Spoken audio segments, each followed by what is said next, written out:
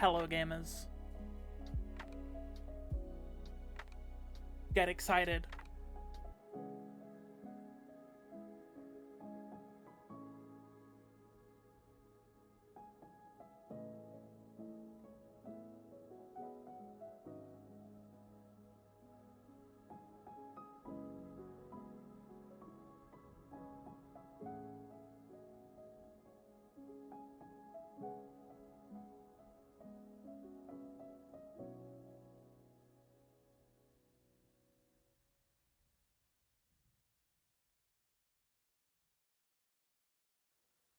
Hi. Hello. Hi. Oh gosh. Hello. Well, hello. He spooked me a little. Get jump Came out scared. of the Get mute jump mode. scared. I was like, ah. Oh, Welcome. good morning or afternoon, evening for you. It's Wait, evening yeah, for me, yeah. It's like 11 a.m. America 10 time? a.m. for me. Oh. Good old 10 a.m. on the dot. Oh. I got to get up early, but it's okay. I'm always up at like 8 because I'm weird and can't sleep past 8 I a.m. could I've got a never. natural body clock. It's the worst. I So could go to bed never. at 4 a.m. I'm up at 8. I hate this. I could never be up that early. I think I would die. I think it's physically not possible for me. It's definitely leads to days of Thank you for the follow, by the driving way. into town while you're going, huh? Huh? Yeah, no, I've been there. That was me through school and college. Oh, I'm so glad to be done with those days. Yep. But yeah, I get to thanks for work from home. coming on. Yeah, no, I've been excited. The first couple episodes were so good. You had V, you had Star, and now it's me. Woo!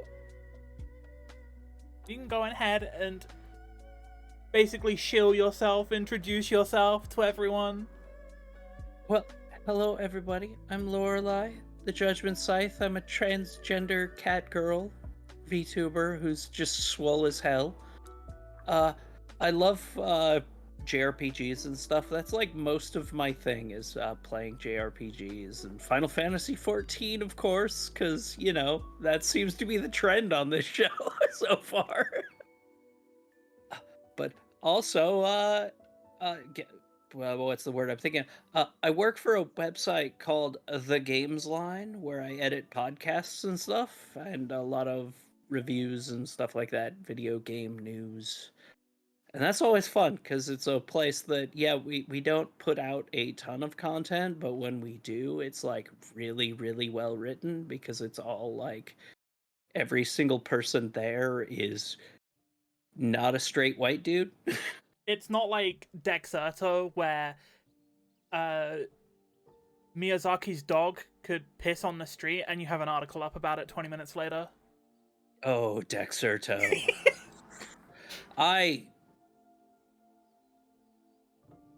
I have a lot of feelings about that place, and none of them are good. It's so funny to me that the most like meaningless shit could happen, and they have an article about it 20 minutes later. Oh yeah, they and it will always be like have a headline that is like laser focused on pissing someone off. Like the other day they had one that was just there will be no gay characters in Dawn Trail, when in reality it was just the same answer he's given for like 10 years. For like every no difference, other expansion. Yeah, but their question was, because you had Dion have actual gay sex in the other Final Fantasy game, are you gonna do that in Dawn Trail? And it's like, they don't have straight sex in Final Fantasy 14. Like, that is true. What?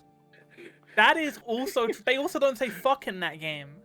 Yeah, it's just like, yes, somebody phrased the question in the dumbest way. It's not shocking that it's someone from Dexerto, the place that went, hey, if you want us to talk about your harassment, you have to take a stand and condemn the evil trans people who are harassing people too. It's like, what the fuck you then? Thank you, Oh, that place. Dexerto, for making 20 articles a day and all of them being complete fucking dog shit. They are legitimately the worst SEO farming garbage site. It's no matter what anyone wants to complain about any other website, Dexerto is the worst. Oh, absolutely. I think it's just Twitter though, really. Mm-hmm. And it's the more shit you put out, the more clicks they get, the more money they get. Yeah, it is honestly like Twitter, the website. Because, God, yeah, they have, like, I used to work for Destructoid, and all of the people who were unpaid had a quota of posts to meet. Wait, unpaid and they still had a quota? Yes, the people who were paid did not have a quota. Ain't no way. At the time. That was like a decade ago, so it's probably different now. But, yeah, especially now that they're... Well, no, actually, it might not be different, because now they're owned by venture capitalists, but... Ain't no fucking way, dude. Like Clocking into my unpaid 9 to 5. Yep, exactly. Oh, God, there were times. Working in games journalism is fun. It does sound fun, though. It's just... It was. You have, like, moments like the Cuphead thing. And now Dexerto. And it's like, yeah, game journalism fucking sucks, dude. Oh, yeah, it's a kind of unpleasant place to work right now, especially because you post anything, you get weird chuds in your mentions like, yeah, you're just a game journalist who hates sexy things, and it's like, bitch, you look at my timeline?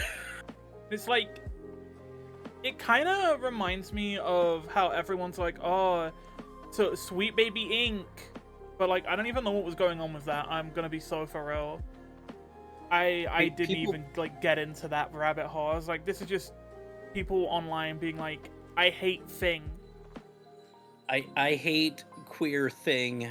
It's so... Video game has woman in? So mad. Woke DEI nonsense. Next thing you're gonna tell me is that there's gonna be black people. No, that can't be. Women? Black? Is there a trans character? There's probably a trans character. Thank you for the follow. I appreciate you. Because woke DEI madness. It's like, yeah, oh, it's because the game has women. The game has women and black people in. The woke agenda's gone too far. Woke agenda? Oh, did you hear they added a strip of cloth to Stellar Blade? I am going to die. This is the worst thing ever. Also, that game kind of rules. I didn't play it. I saw it and I was like, it looks like it's trying to be Nier Automata, and I have Nier Automata. No. What it is it is literally like a PlayStation 2 Ninja Gaiden game. No fucking way. It kind of actually fucking whips. Like, wait, that sounds kind of sick. The story is so fucking stupid, and it's beautiful. Like, the action feels just like really good in this like similar way to like an old Team Ninja game. So like, not as good as a Neo, but really, really just good feeling combat with some fun like world design, and of course music from the Nier guy, so it's fucking really good. Me, when I first started playing Tekken 8 and found out that there's songs by the Nier guy in there. Oh, I mean, there's songs from the Nier guy everywhere. That guy is literally half the trailers in the Nintendo Direct the other day. Like, I was watching some of them, and I was like, wait, that's Keiichi Okabe. Yeah, that Metroidvania looking game. I was just like, this is just Nier. Also, I too want to body slam anti-woke people. Hell yeah, we've got the Rogamaniac in the house. Wait until they find this show and realize it's all woke. It's so woke. I'm so awake right now. I'm chugging monsters left and right. Not Mountain Dew for your Mountain Dew mounts. I don't think I can get that here. Oh god, I had to ask friends. I'm like, hey, you want to drink some Mountain Dew for me? Because I might have to there's ask no some way people I'm from going to be America drinking to that buy stuff. me Mountain Dew for a code. Ah, Like, we have Mountain God. Dew here, but I think the code website is, like, America only.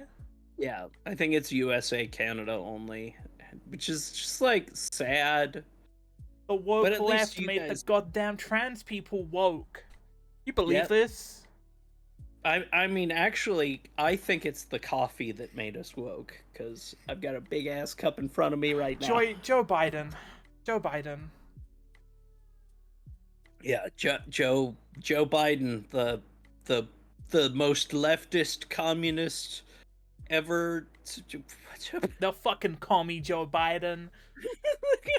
I'm just.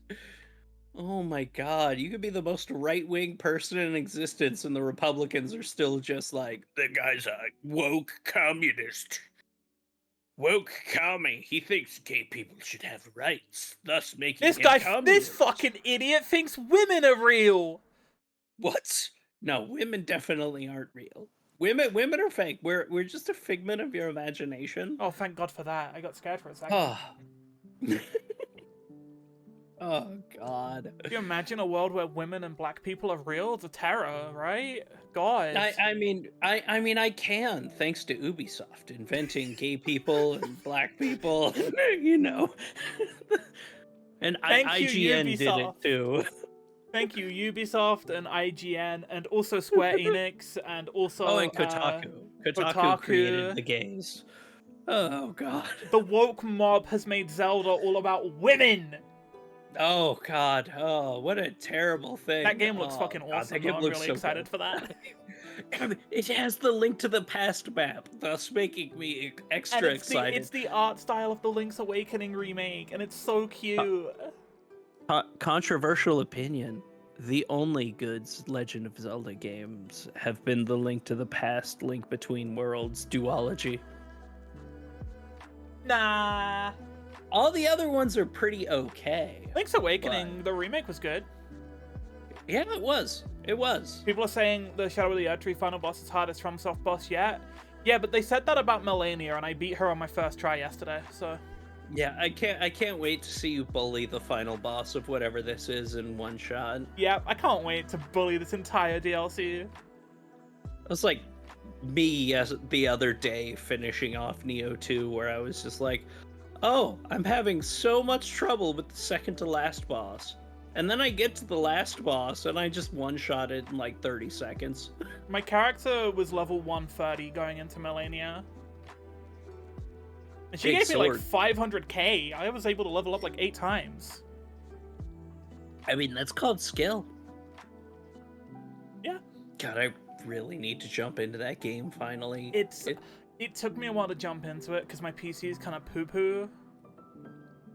But like, once I did and I just bit the bullet and I was like, fuck it, I'll play it on low settings at 1080p. It's really good. It's one I've been looking forward to because I've never been a Dark Souls fan. You keep saying Game of the Generation Neo 2.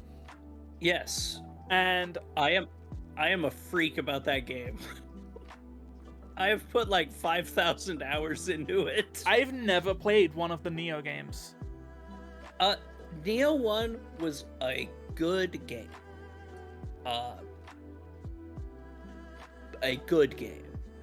Neo 2 fixed all of the issues people had with Neo 1 and made them even better. And ever since, Team Ninja has been kind of downhill. You had my brain's not working. Final Fantasy Origin, Stranger of Paradise, fucking like rules. It's probably their second best game. But then they came out with Wolong, which I was really excited about because I am stupid and really like Dynasty Warriors games. The only sometimes thing I know about Neo is that everyone's like, oh, this is like Dark Souls, but Japan! No. I mean, people keep calling it a Souls-like, and it actually drives me up the wall because it's like... a level-based action game, not a like open worldy kind of I feel like a explore lot of thing. people. Hey, I feel like the first game came out in like what, 2015, 2016? Yeah, Which is like right after Dark yeah, Souls 3. And that was at the peak of this game is like the Dark Souls of blank. yeah. Like, I'm pretty sure the Crash remake trilogy came out then, and you had a bunch of reviewers saying, "Oh my god, this is the Dark Souls of platformers, guys!" Oh my god, that era drove me up the fucking wall. Every game had to be the Dark Souls of whatever. This show is the Dark Souls of Twitch. I mean, it is. Look how cool we are. Chat, can you confirm it's the Dark Souls of Twitch? The Dark Souls of Twitch. God, that era. Oh man, that era of game journalism was fun. Just everything had to be Dark Souls. And then you had what's the it was either Dark Souls or Gears of War. Those were your two options in games for like 5 years. Oh yeah, every third-person shooter was Gears for a bit. Everything was a cover-based shooter for so long. It was, oh god, cover-based shooters. I am so glad that's not the norm anymore. Thank you. Bring it back! Bring Thank it you, back! Doom. Bring back the grayscale fucking Warman cover shooter from the Xbox 360. I mean, to be fair, we're about to get that. We got a new Gears of War prequel that's fucking, oh, the grayest ass shit. Bring it back to where every game was a COD clone. Oh, yes. Yes! Bring back the shitty games. I genuinely like miss the era where you could make shitty games that were genuinely fun, which is actually like why I like Stellar Blade, because it's that really fun but kind of shitty game. Like it's that late PlayStation 2 era like action game that you don't get anymore. And I miss that. I feel like all the people that are like, oh, I hate woke modern gaming. You know what they should do?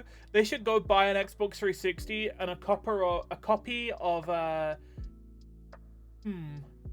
they should buy a PS3 and a copy of Haze. Oh shit, yeah. Remember, God, fucking Haze. That game looked so cool when they first announced it. Terrible. No, when they first announced it, you're like, it's gonna kill Halo. Unique... Well, no, when they first announced it, it had like a really cool art style, and then like their next trailer, it was the most generic thing ever, it's and like, they started doing the Halo killer ads. The whole thing was like, oh, you get this cool yellow powered suit that makes you stronger, and then level 2 you don't have it anymore. Oh, it's so funny. You join the rebels. Oh god, no, Haze just sucked through and through. Yeah, Haze but was like a terrible. game like fucking like Bulletstorm when it first came out, just terrible, ungodly bad writing and cringe ass characters, but god, that game was fun. Yeah, I think like oh my, there's so many shitty Xbox 360 games. And I can't remember the name of any of them because they all look the same. Fuse, True. that was one. That game was terrible.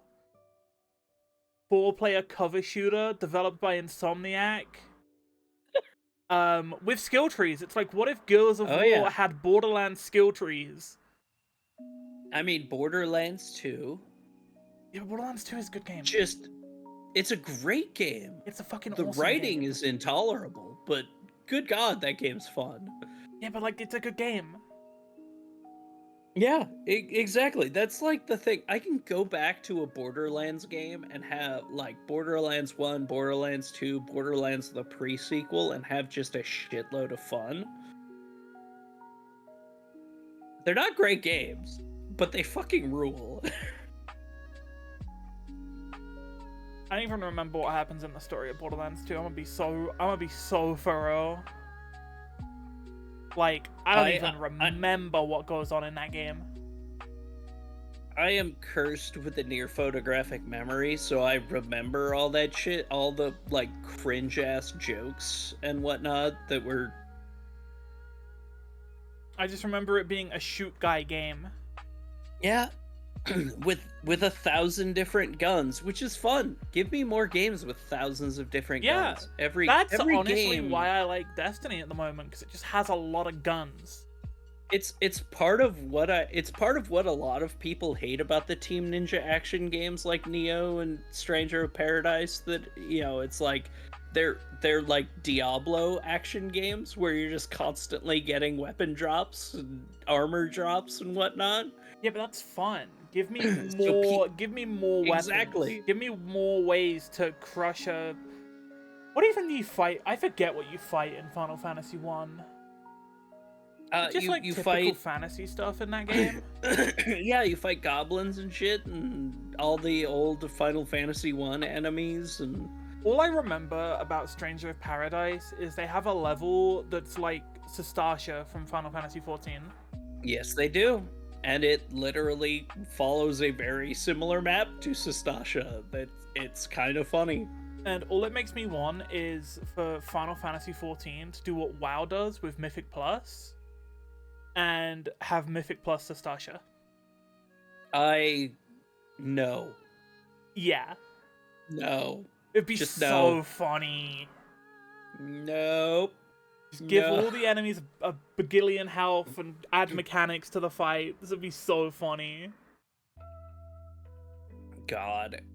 I see, I don't know. I don't want the regular dungeons to have... I want them to keep iterating on the Criterion stuff. I haven't played since that was added. Because those dungeons actually fucking rule. Those are...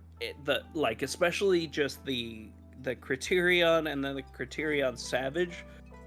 I genuinely wish Criterion Savage added more mechanics. It's just the Criterion dungeon, but you can't die.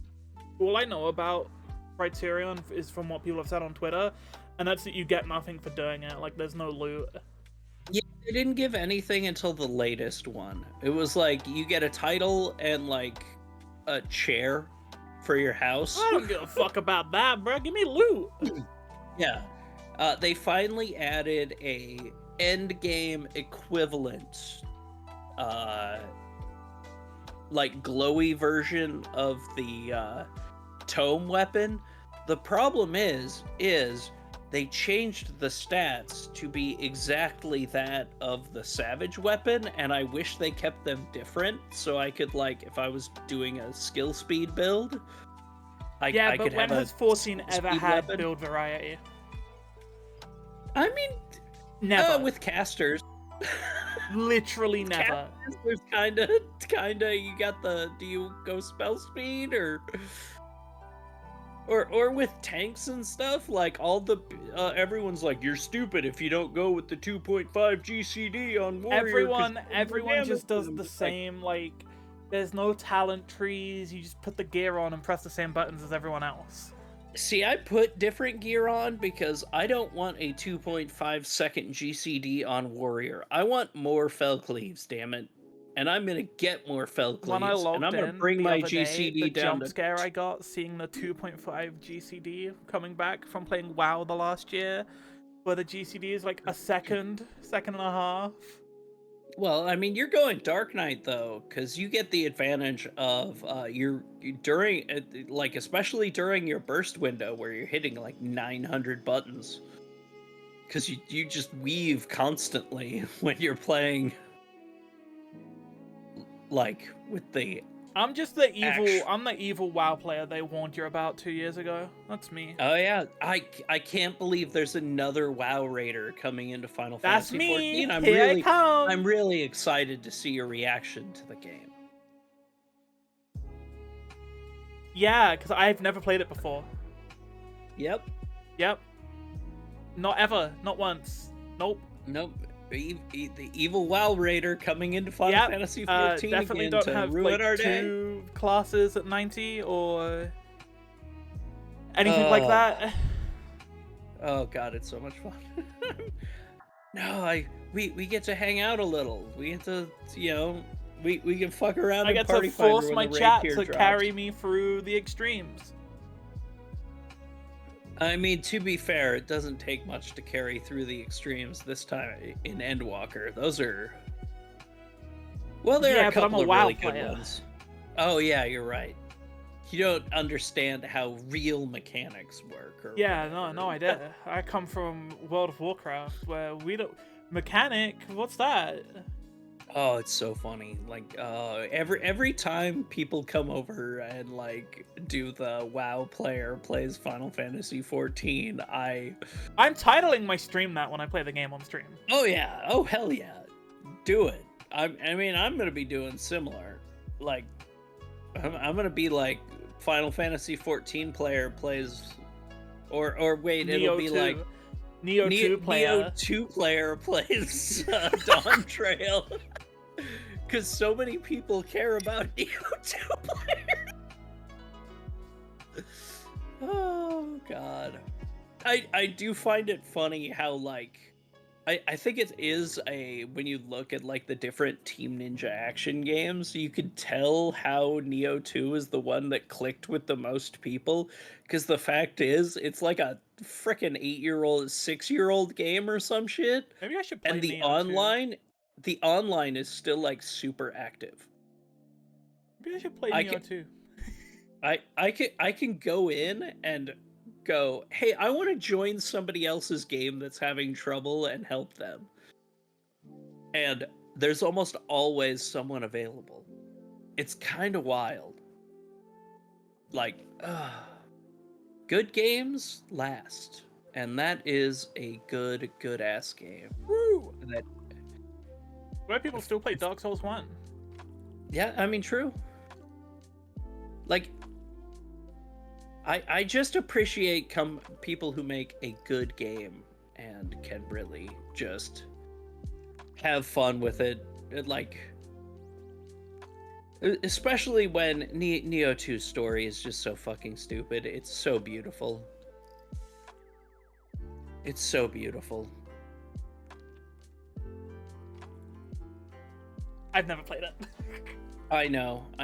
It's What the fuck's a Neo? Ain't that the guy from the Matrix? Yes, it is. It is the guy from the Matrix.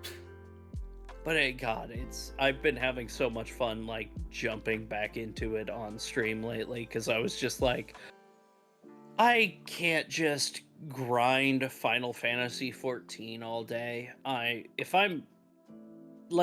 genuinely have a rule of if I'm not enjoying something, I just don't stream it anymore. So like I stopped streaming 14 for a significant amount of time because I was That's a just good rule like, I have. I had to basically do that myself last year with Destiny 2. Not forcing myself to stream it let me quit the game for 6 months. Yeah. Like I got really just, you could tell when I was streaming it, I was getting frustrated and bored and like I wasn't having fun. And then it opened up so many things. Like I was able to actually just do like multiple 14-hour sessions of games like Eiyuden Chronicle, which is, a Suikoden like game, which is like my favorite series from that PS1, PS2 era. Like literally, like Lorelei came from like I sent my model mom 2 photos of 2 Suikoden characters and my Final Fantasy 14 character, and I just went, hey, can you combine all this? Because these are like how I became trans. That was one of my questions on the list. Well, let's get into it. What was the question? It was like, what was your your oh, I get it now moment? No, it really was like I was like I had always like kind of been like when I was growing up, I always like felt wrong. So I'd always like grow a big thick beard and whatnot, and like oh, maybe if I grow a beard it'll make me feel more manly, make me, you know. And then it was like, oh no, this is just fucking stupid, it's never right. And there was a period where I was like, maybe I'm just nothing, not like I started learning about non-binary, and like I'm like, maybe this explains a lot. But then I was in voice calls a lot, and people just kept referring to me as the gender of my character, and it felt really, really, really, really right. And then I started the transitioning process and stuff like that, and just like, I wanted to choose a name, and it was very much like, okay, I want something that's important. I can't go with my Final Fantasy 14 character's name. That's, I mean, you could have. I couldn't have, because it is a name that was based on like a Suikoden character who is one of my two favorites. But that character is essentially Chinese inspired, and I'm not going to take a Chinese name. Okay, I am a white person. Yeah, no, that makes a lot more sense. So I went to my actual like favorite character in anything ever, which is Lorelei from Suikoden, and I was like, that's my name. That's a good fucking name. It's a good feminine like name, and also it's like my favorite character. I've never told the story of how I got mine, and honestly at this point I'm too afraid to, because it's so simple. And I was just like, oh, that's my name now. I am Lorelei, and I started just with like the site I worked for, the games line, which used to be Video Game Choo Choo, and I still think it should be Video Game Choo Choo, but it didn't Wait, that sound name's professional awesome. enough. I know, but unfortunately, that name's awesome. You had game companies who would not work with you because it's not a serious enough name. Because you're called Video Game Choo Choo.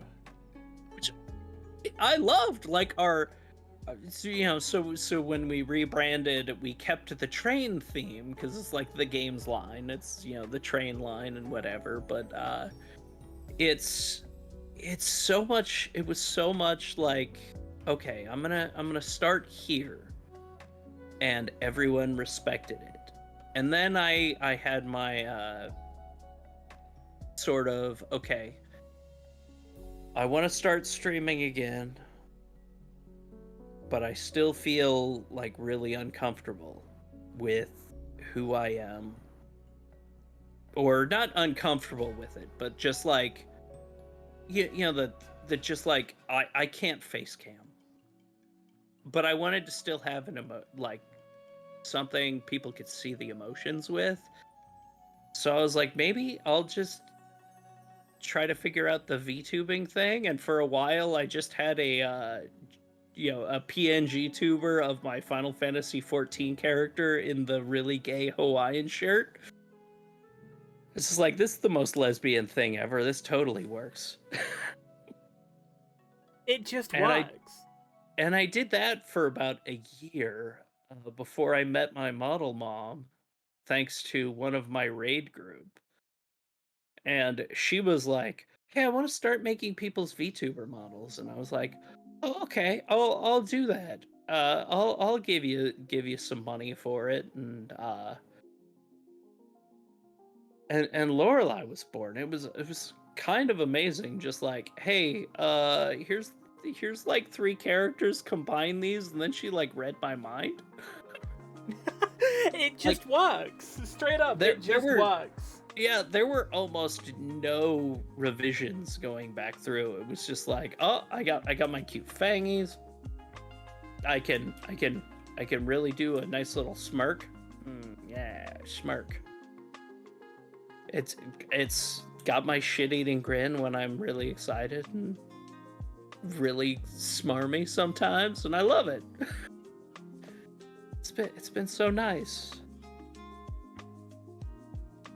Yippee! Yeah, that's awesome. Yeah, it's been, you know, it's been a journey, and I've really, really, really enjoyed it. Like, and I've gotten a lot more confident over the last couple of years, and like confident in my transness and my just who I am as a person. It's been nice. It's been like a really affirming thing. Like, yeah, you deal with bullshit sometimes because people are fucking stupid and hate raids and whatnot. Those don't even like bother me anymore. It's kind of wild because it's just like, okay, I just have to change my overlay. Uh-oh. It's fine. I fixed it. I broke something for a second. I was like, ah! Oh no! But yeah, it's been like you know, it's been a journey that I've really, really enjoyed being on. And, you know, made tons of new friends and learned about how I've learned the people you can trust in this community, and usually it involves like going, is this person trans? Okay, they're probably cool. Yeah, no, I feel that. I feel that. Yeah, it's always. When I tab over to the stream, I broke it. I mean, sometimes you have to break a stream. Is it a VTuber stream if something doesn't break at some point? And yes, Mia is fantastic. Like, I was really glad I saw Vivi like retweeting that. I was like, oh, okay, I'll check out. I'll just message and go, hey, I'd love to be on this. Also, I'm gonna watch. I'm gonna tune into a stream. It's someone who's friends with Vivi. It's probably cool. And sure enough, like, ever since, it's just been like, oh yeah, I'm here for almost all of them because genuinely good vibes, good I'm game. just hanging out and playing video games. I don't know what I'm doing. That's what I'm doing. That's what we all do. Hang out, play video games, talk to chat. You know, it's the most important part of your day. I just hang out and talk shit. A little bit, but you're soon to be, you know, the WoW player plays Final Fantasy 14. True. You do a new game plus run and you read all the dialogue. Oh hell nah! I'm skipping all that shit. Make sure you do all the content at minimum item level, no echo, so you can experience as the devs originally intended. Yeah, let me go and play on a private server for the expansions as and when they were. Oh my god, that is legitimately the most insufferable thing about any like of those WoW streamers. It's like we're doing it on minimum item level, no echo, so that we can do it as the devs like, originally intended. Is, like, for raids, maybe I would because it would make them harder, and that's fun. Yeah, but like, yeah, I mean to be fair, yeah. It's never gonna be as the devs intended because stuff's like abilities and shit aren't in the fucking game anymore. And literally no person has ever done a raid tier on launch at minimum item level. It's literally like you get the crafted gear, which is already 10 to 15 levels over. Like, I hate it. That's not. I hate it. It's so like. They're all British now too for some reason. All of the WoW players coming over to 14 are British now. Oh, I'm just it's a statistic, huh? The British new wave of WoW player plays 14. But I play on North American servers for both. Well, I mean, to be fair, it means you don't have to play with British people, which is a bonus. True. Also, saying that I never know what's going on is so fucking true. I don't know what's going on, like, ever. I mean, to be fair, we wouldn't be gamers if we knew what was going on. You gotta experience things. Like Game of the Generation Neo 2. Game of the Generation, Game of the Universe, Bloodborne. Yeah. To be fair, Bloodborne is a close second on my PS4 game list of games that fucking rule. Gaymers. Real. Yes. That's true. I God. am obsessed with Bloodborne. It is my favorite game ever. It is towards the top of my list. It is my favorite of the FromSoft games. I still wanna haven't get a played Bloodborne Elden Ring. tattoo. That's like, but I don't know what I want from Bloodborne because everyone gets the fucking hunter's mark and it's so generic, and I don't want that. Just to tattoo the blood-starved beast right Up my back. across your back. Just a full back tattoo of a full back tattoo of I'm trying to think of what boss would make the best terrible back tattoo. I have Bloodborne. Bloodborne is installed on my PS5. I just can't play it right now because I refuse to give Sony $15. Oh yeah. Wait, why do you have to give him $15? Because when I was a kid, and by a kid I mean when I was like 16 and broke, and they made the game free for PS Plus, I sold my physical copy for like $20. Oh yeah, that's And right. that was back when PS Plus was like $8, and now it's back 15.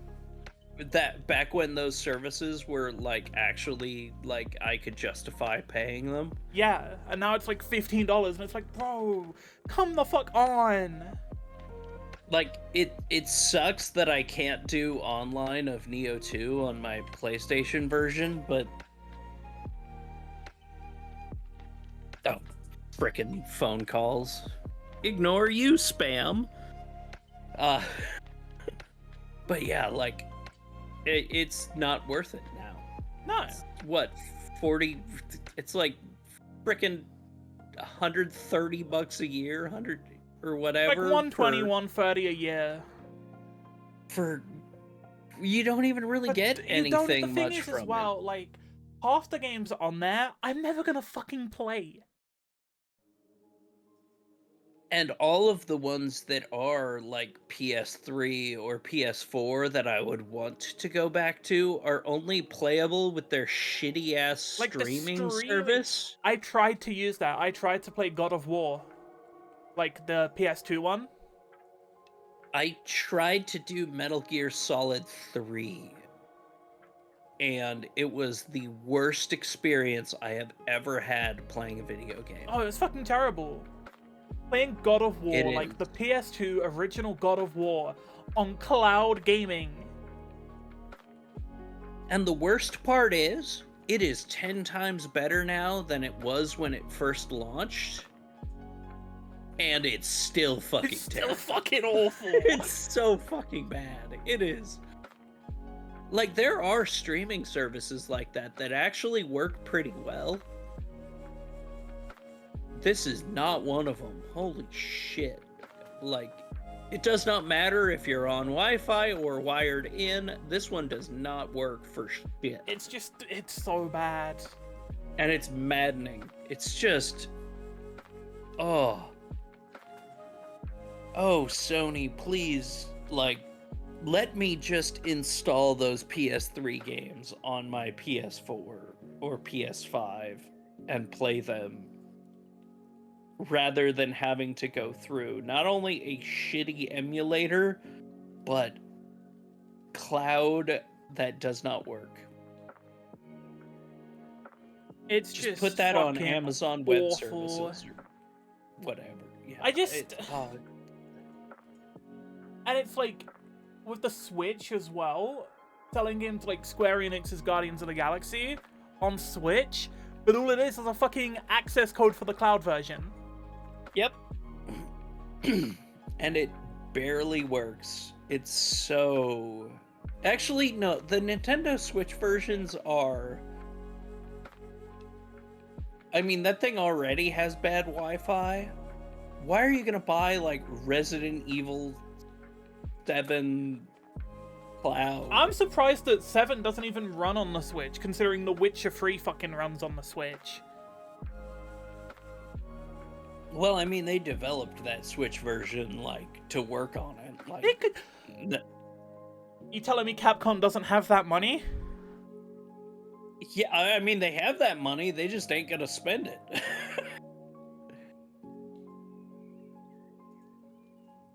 I To think Capcom have optimize that that much? money. Turn the fucking graphics down like 40%.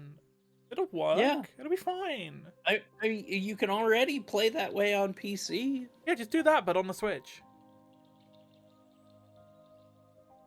God, I love it. God, video games in their current state this industry is insufferable. It's great. Smile. It's so good. Love every time a big game comes out. Going, man, this game's great. What's the most Oh, they disappointing fired like everyone. game that you've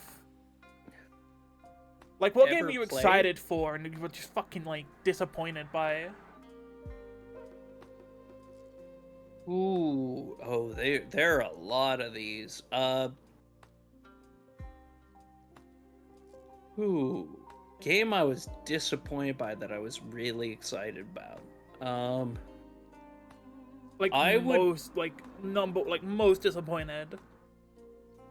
I am going to go with probably Wo Long. It's from the Neo 2 guys. And like overall it's like a good game. But for somebody who loves their kind of games, the more I think about that game, the angrier it I makes feel me. like everyone was really hyping up that game because it was a good graphics game. It's a good graphics game. But that And, always like, the happens with action- good graphics games. Is it's got good graphics. Well, the action feels really good. Its gameplay systems just aren't half as rewarding. Cause you can like, what's the word? You can What up, deflect Silver? every Welcome. single attack in the game. Deflect and parry every single attack in the game. So it feels incredible when you're in the flow. But it also feels incredibly fucking easy. That was kind of my problem with Final Fantasy 16. Was just it's a very good graphics game. But my god, the combat is fucking mind-numbing. I see that's where we differ. I actually really like the combat in that game. I just think its story and writing are complete dog shit. I have another friend who thinks the story is dog shit, but I never finished 16. I got bored with all the side quests. That were like walk here. The thing is, the side quests are where they had all the writing that I actually liked. For the most part. Like outside of like Clive's main, like his character, like he's a great fucking character. Like they're great characters. It's just the story around them is just absolute mind-numbing dog shit, and is the exact same reason I think Heaven's Ward is bad. Please do not let that guy write women anymore, because he's fucking terrible. I haven't finished the story, but like I liked it for what I played of it. I just got bored with the side quests that would go here, fight 3 dudes, come back, go back there again and pick up an item. Yeah. And the combat being like all the press for the combat was, oh my god, it's done by the Devil May Cry 5 guy. I went and played Devil May Cry 5 in prep for Final Fantasy 16. That's a good ass game. It is. I was like, damn, this game's the combat in this game's gonna be fucking sick. It's gonna be fucking awesome. It was not. It was like 2-button combat, and I was like, oh. That is the problem. Is it felt in the end, like when you get into the flow of a good boss fight in that game, it feels incredible, but the overall gameplay is just Dynasty Warriors. Yes. It feels like Dynasty Warriors. You're just hitting X a few times and then you hit Y and You do a thing special die. move and everything dies. Oh, there's Literally all they had to do was copy the combat from the Final Fantasy VII remake. like all the best fights in that game were like the just side fights that not side quest ones, but like the hunts you open up. Yeah. Those fucking rule. Those are some of those fights are better than any of the boss fights, like the behemoth and like some of the just dragons and shit that you fight are. But also, the Final Fantasy VII remake had really good combat, and all they had to do was just copy that. Yeah. I mean, God, Final Fantasy Rebirth has been like I have haven't put so many hours into that. I need to finish it. Oh God, the super boss in that one makes me so happy because it's I did like I did a week of like 10-hour streams on that game, and I didn't finish it. I'm so the fact that it's Greg makes me happy. And then I burnt out, and I was like, I'll come back to this game later. I played like 50 hours in the last week. I need a break. Hey, I put like 110 hours, 120 in the first like couple of weeks. I haven't grinded on a game like that. Well, no, I did that with Aiden Chronicle when it came out because I'm sorry, you give me a new Suikoden from the Suikoden guys, I'm gonna be a freak about it, and I still am. I'm gonna get every character to level 99. I'm gonna grind all the super bosses in this boss rush dungeon thing they have. I'm gonna do everything. Get ready for the DLC. I can only really grind like that for like MMOs though. That's my problem. If there is something I enjoy, I will just 100% everything. Like I will put hundreds of hours into like a Dynasty Warriors game just because it's like a Dynasty Warriors game, or in the case of what they are now, like a Warriors Orochi game, because those are the good ones now. I'll put like hundreds of hours into unlocking everything, all the super weapons and whatnot, because like those are like my relax games. Sometimes you just want to come home, hit X and Y a few times, and look at your kill count go to like 7,000. For me, that's WoW. I love it. I love it. I can't wait for the expansion to come out and for me to stream for like stay up till like 3 a.m. for like 4 days straight, and everyone to think I fucking died. Oh yeah, that's going to be me with Dawn Trail. I'm gonna be like a freak for like a month where I finish every single side quest, and I clear the raid tier on week 1 through Party Finder like a psychopath. And then I just stop playing altogether until the patch comes out. Yep. That's literally what I did with Endwalker. I went in, I week 1 PF the raid tier, I got to the Phoenix fight, and I couldn't fucking see, and then I quit the game for like a year. I mean, to be fair, that fight in Party Finder was a fucking nightmare. It didn't help that it's literally fucking impossible to see anything to you. Oh, as a colorblind person, yeah, that was a pure nightmare. It was the worst fight since the Ifrit Garuda, the Raxta Pasta in Shadowbringers. Oh, Eden Elemental 6? Warrior, the one that does like the Yu-Gi-Oh GX card. Yeah, Eden 6, the Ifrit Garuda combination.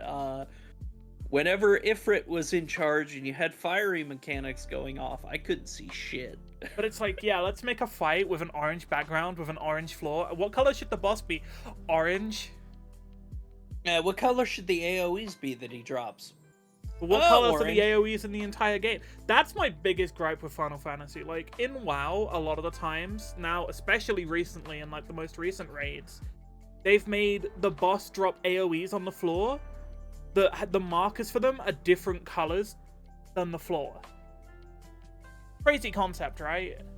God, I would love that. Like if the final boss of Amir Drasil, because he mainly does fire damage, a lot of the AoE circles are red. So the floor is green.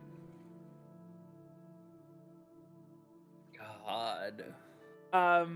Like, it just makes sense. Yeah, like the biggest problem is it's not every fight. It's always like one fight an expansion that is just like dog shit color blindness. I'm not even colorblind. I just like being able to see.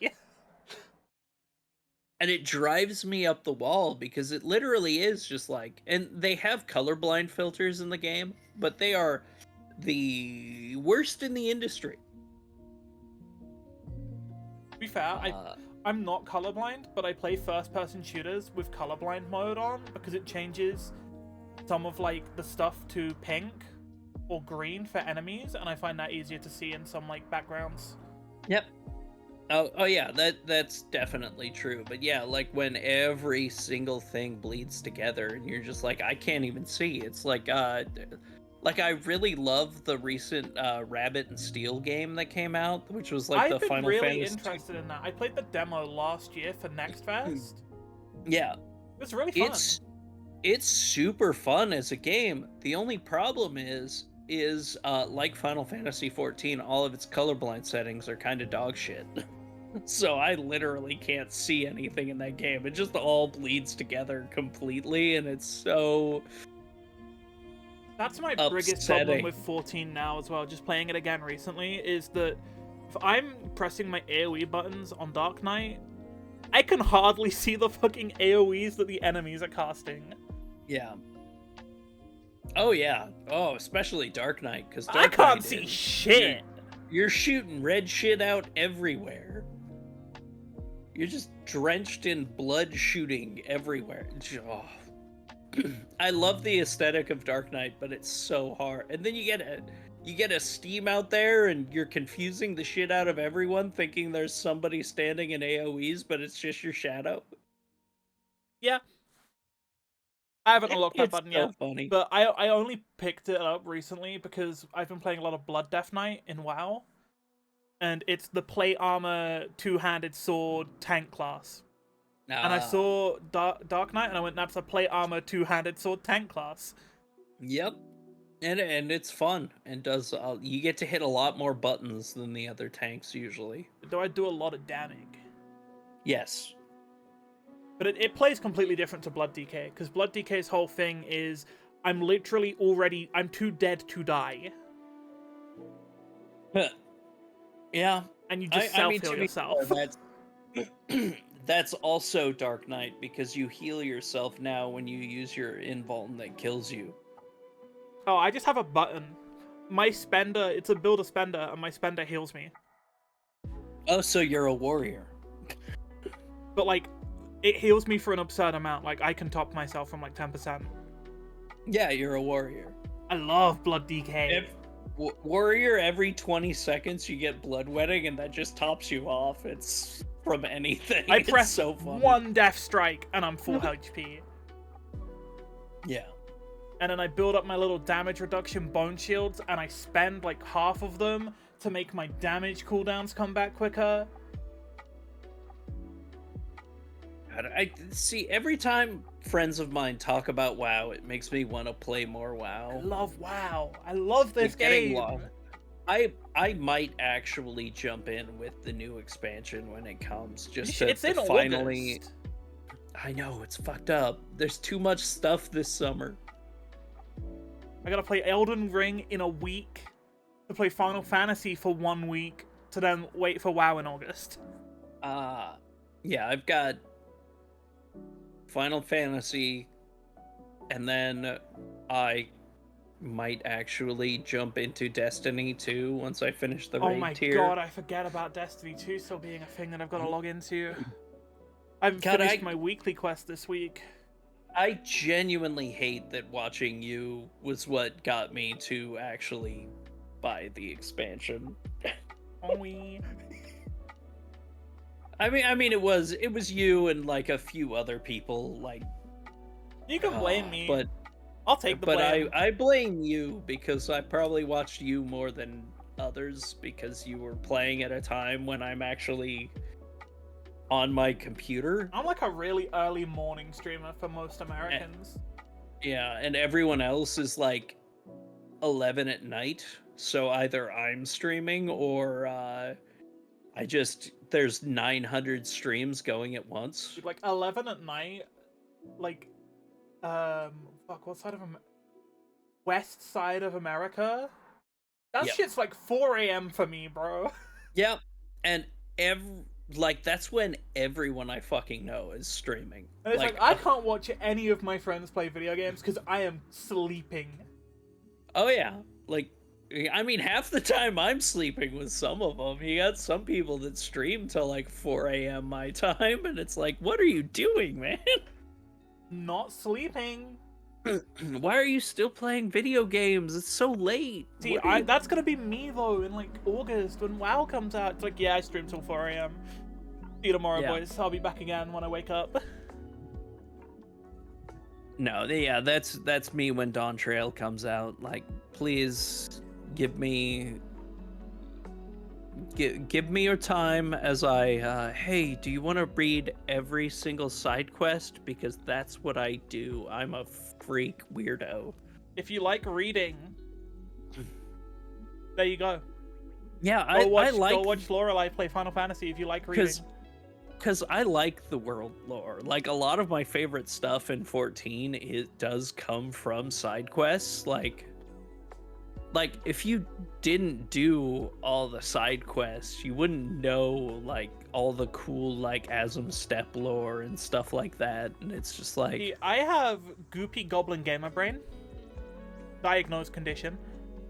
That means and that most of the time owns my brain. That means that I have to be pushing buttons. yeah, see, that's what I'm scared about with WoW is I kind of remember I used to play up until I quit at the end of I quit at the start of Mists of Pandaria. Oh, but that's like the best one. I know, but it's when I was very very no money heavy Oh yeah, no, I feel that. and when I couldn't afford the expansion, I just stopped playing. Yeah. So it was like, oh, okay, I'm free. And at the time, I was still playing Final Fantasy 11 a lot. I played a lot of Final Fantasy 11 for Thank you for the follow. years. I appreciate you. Like that. I've not played that one. It is a really weird game. It is a weird game. Like, So I've been told. but I love it. Like now it's practically soloable because you can get the trust things and whatnot that you can get NPCs that Well, I mean, they've join added all you. that shit to like WoW now. You have follower dungeons. But on when Final Fantasy 11 first came out, you had to you always had to be in a party. And even with a full party, even weak dungeon enemies, you were like pulling them one at a time because everything took like 10 It's like minutes to actually kill. classic WoW, like vanilla. Oh yeah. And it's just like and dungeons barely even felt like dungeons. It's such a weird Like game. my least favorite part of like I like classic. It's just my least favorite part is spending 3 hours at 2 a.m. on a Wednesday trying to clear dead mines. Oh god. Just for someone to pull one too many mobs and then the tank rage quits. Oh yeah. I mean that's I mean if there's one thing I appreciate about 14 is that you don't often get the person rage quitting unless it's like a raid streamer, in which case they start going, everyone here isn't perfect, I'm quitting. To be fair, I had that happen to me the other day. I was doing a dungeon. This healer never spoke, killed the first boss, left. Gotta love it. Like, thanks, dude. Awesome. Thanks for playing, guys. GG. And, See you later. but yeah, there is like this for some reason, and I genuinely blame a lot of the like YouTubers and whatnot around the game for doing this. You can't even give advice without being reported, which is utter bullshit. Because like if somebody reports you for giving advice, the GMs are going to look at the chat log and see that you weren't a jerk, and they will probably give the person who reported you the warning, which has happened to me before. I feel like there is where a lot of toxic positivity in but 14 but there is like a lot of these people who say like I got reported just for giving advice. Yeah, I know, but it It's goes like both ways as well, I because you feel. were a fucking dick. Like I guarantee you were a jerk because Oh yeah, no, you have people who are like, yeah, you're a fucking idiot, you should push this button. It's like, okay, there's no need to like come out fucking swinging, dude. I have been reported for giving advice. And do you know what happened? I got a message from a GM saying, "Hey, can you tell me about this event? There was a report about harassment, and it looks like you were being harassed." Because I gave someone advice, they told me to fuck off, and then they reported me, and they ended up getting in trouble. It's like, because, like, I feel like the game... Twitter community has a lot of that, like, almost, like, toxic positivity, almost. Mm-hmm. Where if you're not as positive as they are, you're a fucking, you should die. And even that, what's funny is about the toxic positivity stuff is there's also like a toxic negativity on the other side where it's so weird. Is it everyone saying that the game sucks? It's either the game sucks or the game is amazing and there's no in between, and it's like I get accused of being like you're just an FF14 dick rider, blah blah blah, and I'm just like, dude, I gave it the worst mechanic of the year last year. Like, to be fair, in Shadowbringers, I was an FF14 dick rider. I mean, to be fair, Shadowbringers. But that's just because Shadowbringers was fucking awesome, dude. That expansion was fucking sick. Like I fucking hate Monk now. Monk was my main job from 1.0 all the way to the end of Shadowbringers. I hate it now. I hate the changes. I hate Gunbreaker now. I think it's... Oh yeah, the double down. Gunbreaker was literally like the best fucking thing they introduced in Shadowbringer, and then they ruined it.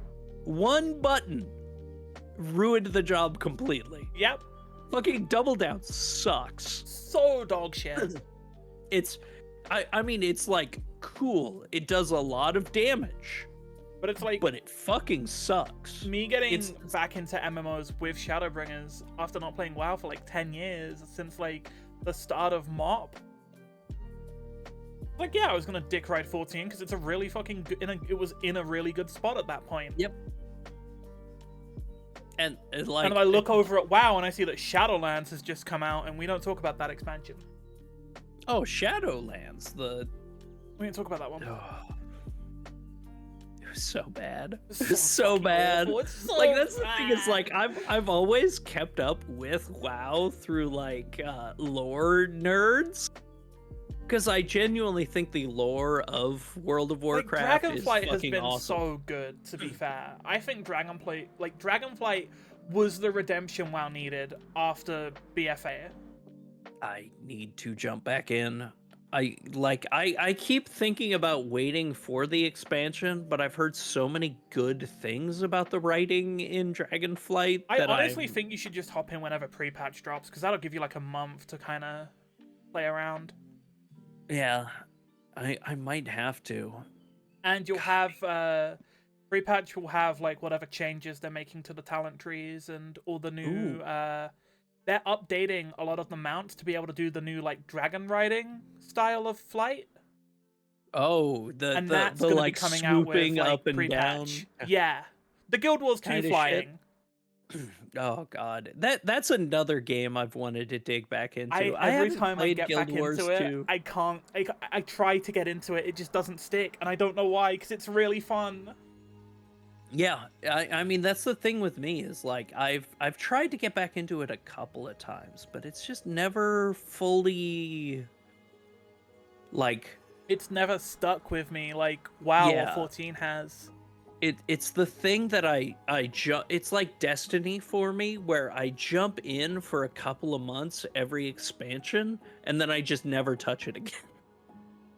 Another game like that that I've been eyeing up recently is Warframe. I know a lot of people jumped Yeah. ship to that from D2 when Lightfall was being Lightfall. Apparently, according to Steam, I played it in 2018 for like 20 hours, and I could not tell you a single fucking thing that happened. Well, I mean that's the thing is like Warframe now, like I have a friend who obsessively plays it and it's just like every year like Warframe is put on like our best narrative list when we do Game of the Year stuff.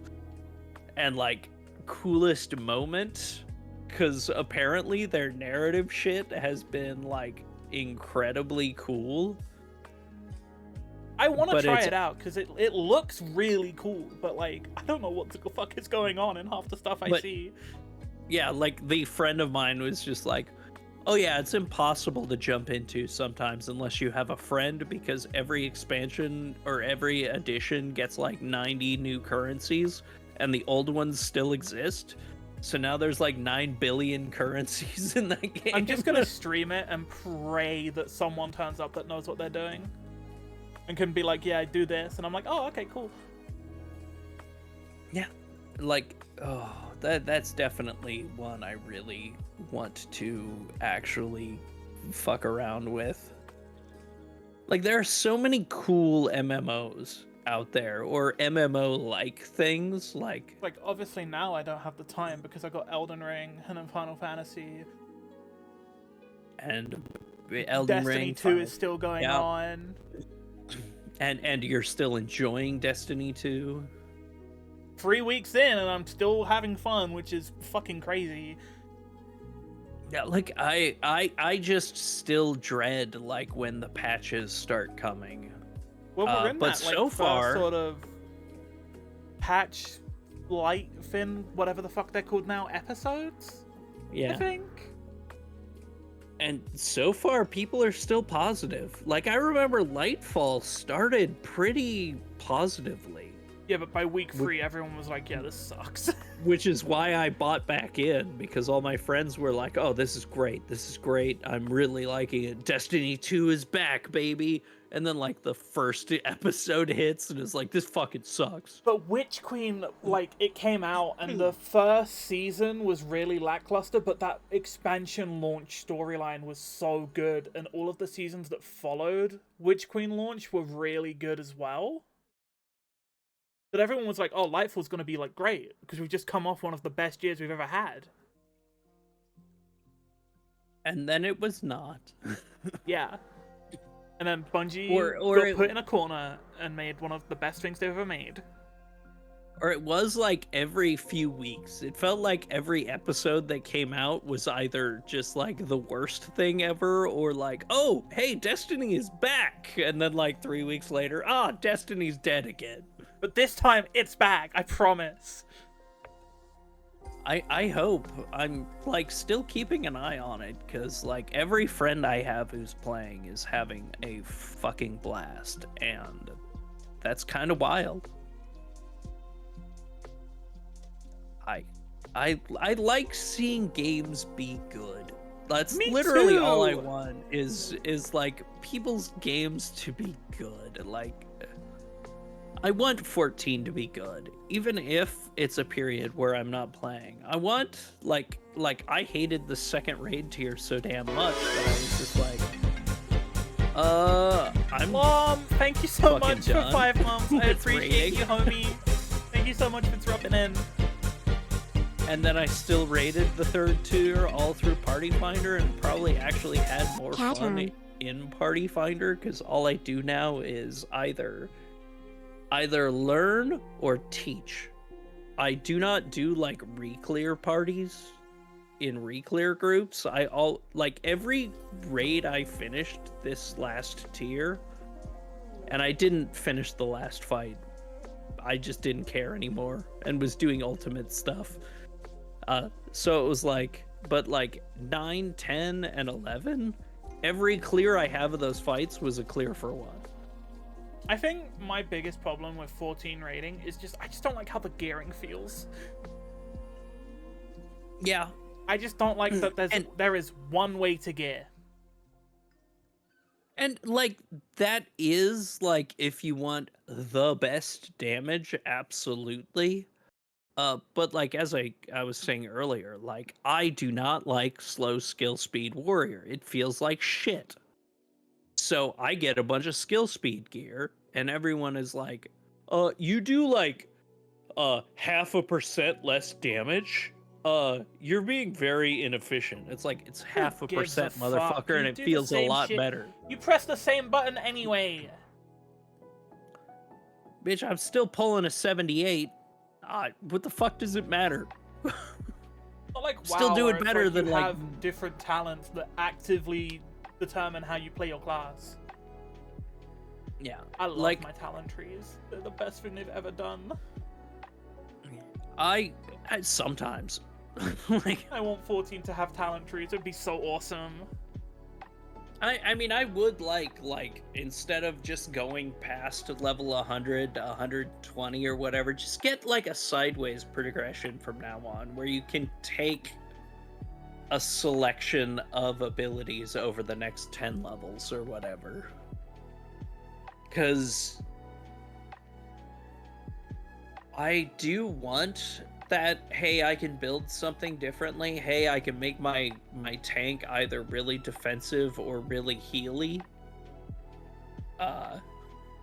Something like that, so that I can shift up how it works a little bit instead of, well, yeah, what it is now.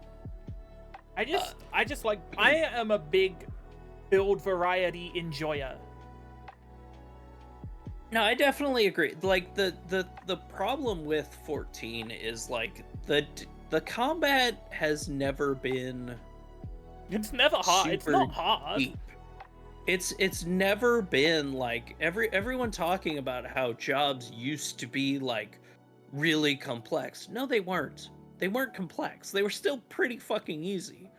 But the problem is like mechanically things have gotten a little more like the difficulty has always come from fight design, which is why Stormblood is the best expansion if you like fights.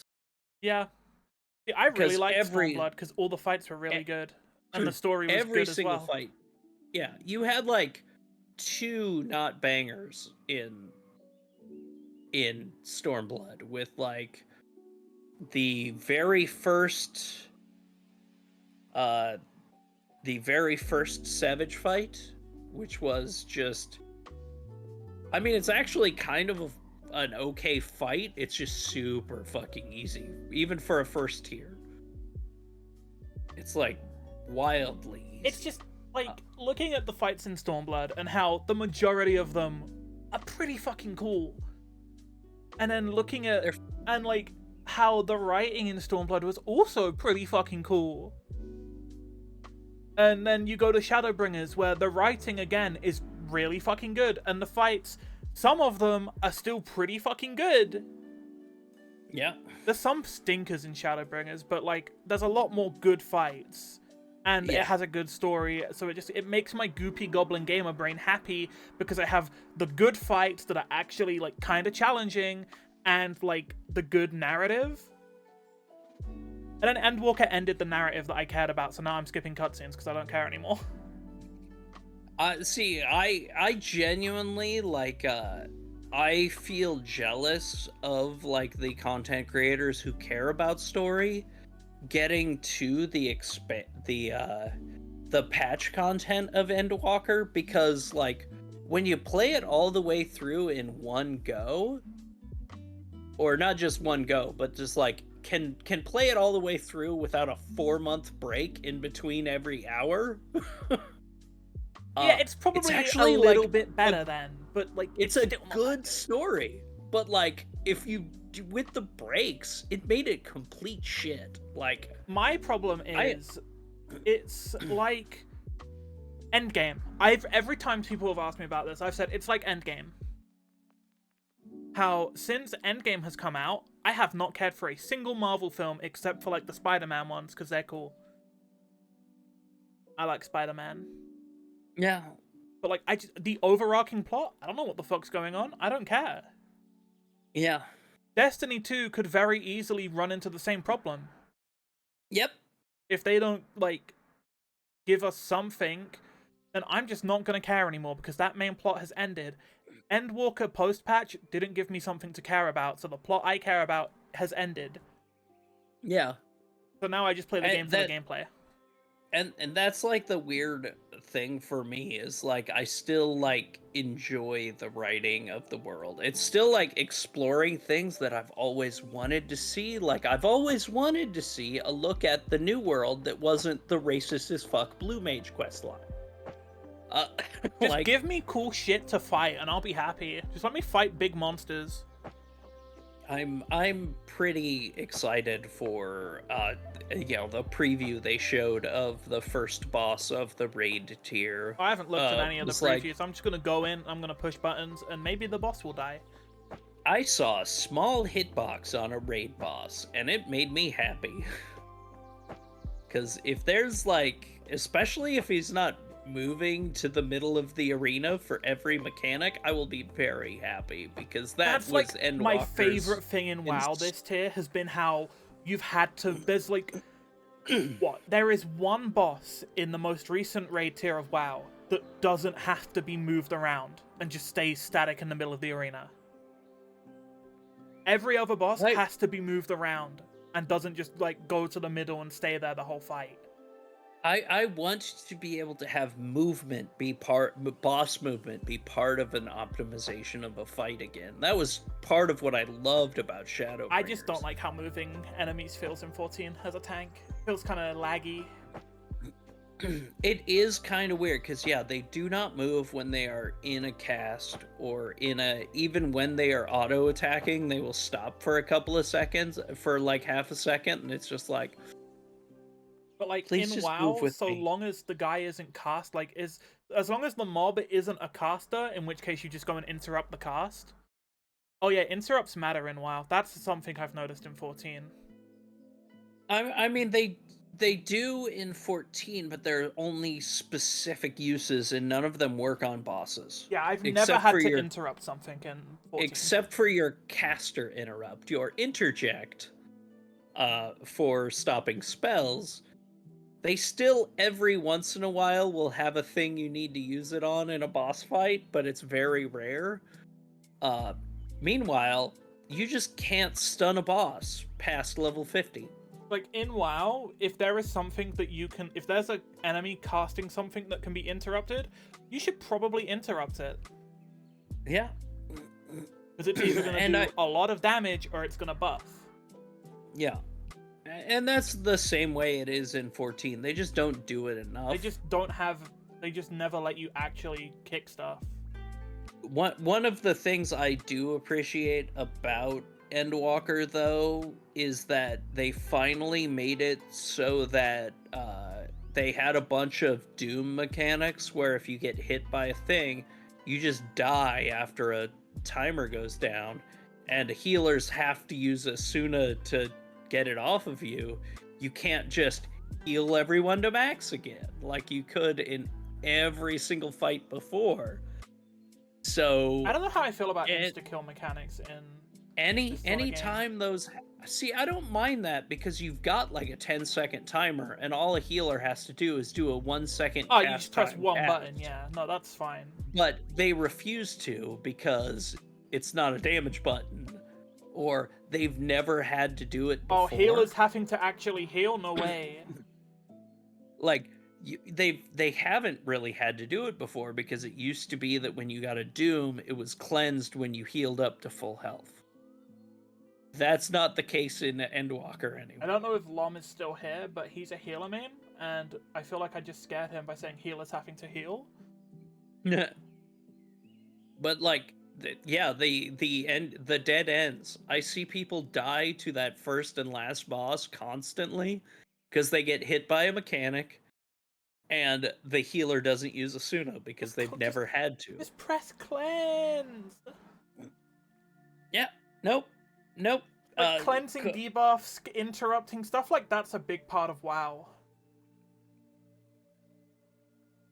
But it's also like the design difference too is in WoW healers heal. Yeah, you have to press a healing button. Yeah, a really good healer in WoW heals and does a little bit of damage, but is mostly focused on healing.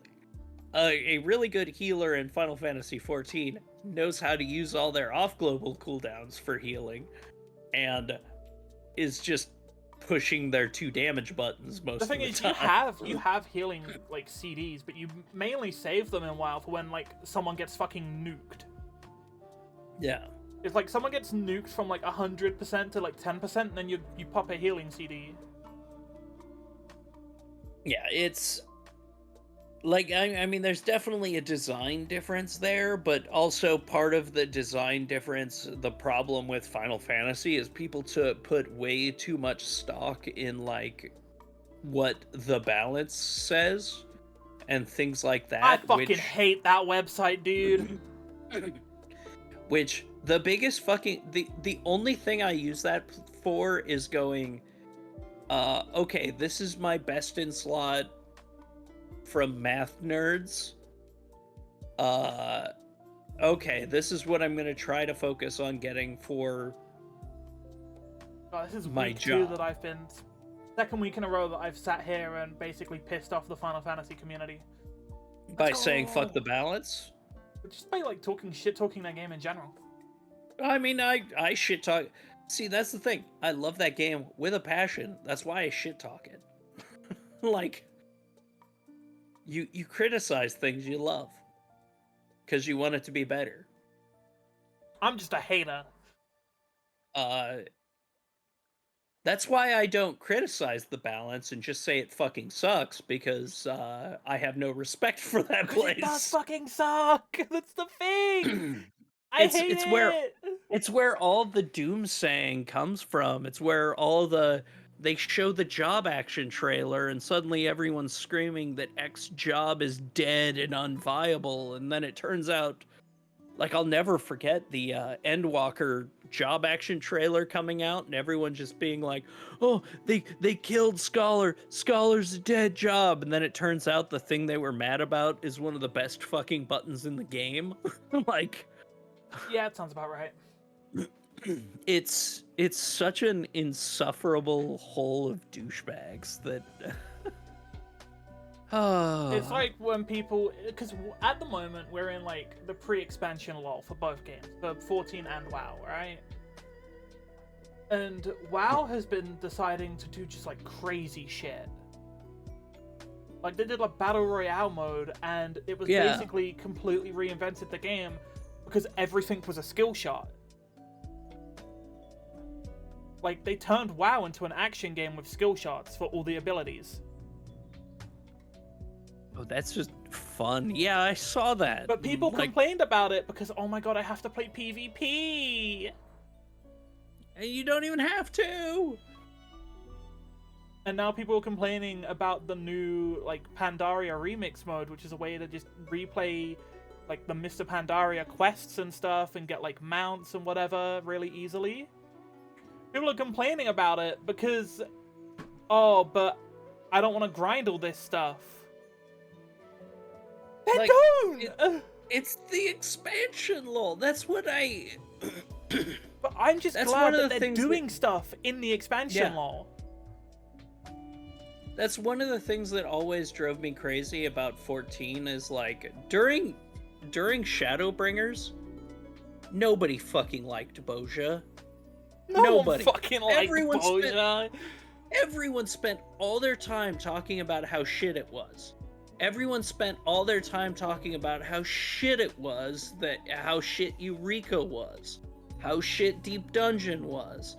And then the next expansion comes, they take that out because everyone hates it, and everyone's going, we really need we really need good content like Boja. It's like, You just spent a I year telling everyone how shit it was. Okay. yeah, like, oh, like one of the things I realized when I had literally never gone into Eureka until like Vivi started doing it a few months, like a year ago. And hey, that content is actually pretty fun when you don't have a bitch in your ear telling you how much it sucks all the time. Like, anytime you bring up Eureka sucks. Boja fixed all the issues with Eureka. It's like, But no, Boja also no. sucks. Shut the fuck up. Yeah, exactly. It's My just only like, problem with Boja is that it looked like shit. Yeah. My thing with Eureka is I go in there on Warrior, I pull like 30 enemies that all of their attacks do a knockback, and I am just getting pinballed around for 5 minutes as I kill this massive pack of mobs, and it's the most fun I have had in so long. I like Boja as a concept. The 1v1s were cool. It's just visually, it looks like shit, and I get it. It's a fucking war zone, but like, it looks like shit. Yeah, like, I'm excited for whatever the next one is. It's like, hey, But you're also, in the that's Bermuda like been Triangle. one of my main problems with 14. Is just the visuals look like shit half the time. Oh yeah, like, I'm excited for like the graphical updates and stuff like that, but also like it's one of the things about WoW that makes it kind of timeless is The art style. like it's just a good cartoon. It's just got a really, it's got its own art style that makes it look really unique compared to everything else. It's a consistent art style. It's a cartoon thing, and it's what drove me crazy about people like Final Fantasy 14 is just anime bullshit. It's like, dude, WoW is literally is more anime than 14. like, what are you fucking talking about? Like, oh my god, you insane people. Oh, yeah, I don't want to play that anime Japanese bullshit. Because it has like, fucking cat girls in. Oh god. You know, cat girls ruined gaming because, you know, they're women. The weird tribalism of things is so weird to me because it is like I've got one friend that just will not shut the fuck up about like how everything PlayStation does is the most incredible thing in the world, and how like Horizon Zero Dawn is the greatest creation of all time, and just like, no, that game's garbage, but that game's fucking awful. It's a It's generic like, ass Ubisoft open world game. You are talking about the most mid-ass shit, but because it's on PlayStation, it's the greatest thing in the world. But you don't it's understand, like weird. it's on PlayStation. It's weird tribalism about consoles, and like I mean, I'm lucky enough that my old ass, like, I thought that Super Nintendo Genesis console wars were fucking stupid, but at least then they were creative. Like, it's insufferable. It doesn't matter anyway, because Xbox puts all their stuff on PC, so... Yeah, and now on fucking PlayStation. It's on fucking half Steam! the time. Oh, God. Halo's on Steam! Just play it there! Yeah. Halo's probably going to be on PlayStation a year from now. That would be cool. Like, I don't think Xbox fucking gives a shit anymore, like, about the console stuff. I mean, they don't make... People, like... The companies don't make money selling the console. It's the games, and like, if you can sell the game in more places, guess what? You make more money. Yep. And then you can shut down that studio. Because you've milked them for all they're worth. Fucking... Get them out. Get them out of here. We need a new cow. We've milked this one too much. It's gone dry. It like watching like the press conference, the conferences and stuff from the last week, all the directs and whatnot. It's just so depressing because like outside of like the Ubisoft one, Ubisoft is the only one I'm watching where I'm like, well, that studio's not going to be shut down because it's just them. That's me with but, Nintendo, to be honest. all the other ones are just like, well, that studio's gonna get shut down. All right. Oh, that game looks cool. I can't wait till the studio shuts down. Me watching Nintendo reveal first-party games, and it's like, well, I know this isn't getting shut down. Yeah, it's like really, but even then, you watch the like all the Square announcements that came from it, and it's like, man, this is stuff they might not be doing anymore. Like, God, I'm still so excited that more people get to play Fantasian. That game rules. The thing that makes me the most mad about the gaming industry in the last year is Hi-Fi Rush. We're doing this one again. Hi-Fi Rush, okay? Shadow drops. Zero advertisement. Just fucking comes out and is a banger. Wins Game of the Year awards for like best soundtrack and whatever. Creative platformer beat 'em up where you have to time your button presses to the beat of the song. It's fucking amazing. It's a great game. And it's from a studio that you would never expect it to come from either. Yep. It's just, they said, yeah, go wild, make whatever you want. And they made something they were truly passionate about, and it fucking shows in every single minute you play that game. Yep. And Microsoft came out and went, this is an amazing success. We're so proud of what Tango have done here. It's gone Game of the Year awards. It's made $1 million. What happens at the end of 2023? Tango gets fucking took out the back and shot. Yep. I'm so mad. It makes me so angry because out of like the current generation of PS5, Xbox Series, two of my like the best games that I've played from this generation have been Tango games, and that's Ghostwire and Hi-Fi Rush. I still haven't played Ghostwire. That's on my list. I really want to. It's I'm pretty sure that's the last game Ikumi Nagamoto worked on at Tango, and it really shows because some of the visual design is just amazing. I genuinely wonder if she saw the writing on the wall and that's why she left. Maybe. Because it's or she just saw how popular she got after the press conference and was like, "Hey, I've always wanted to do my own thing." Style, to be honest, she has skins in Rainbow so Six Siege, and they're like some of the best skins in Siege. Yeah, like Matt Booty the next day being like, "Yeah, we need those smaller titles that are like $40 to win our awards." And we really need to get it AA space, and it's fucking. I got so mad I broke my so model. Mad.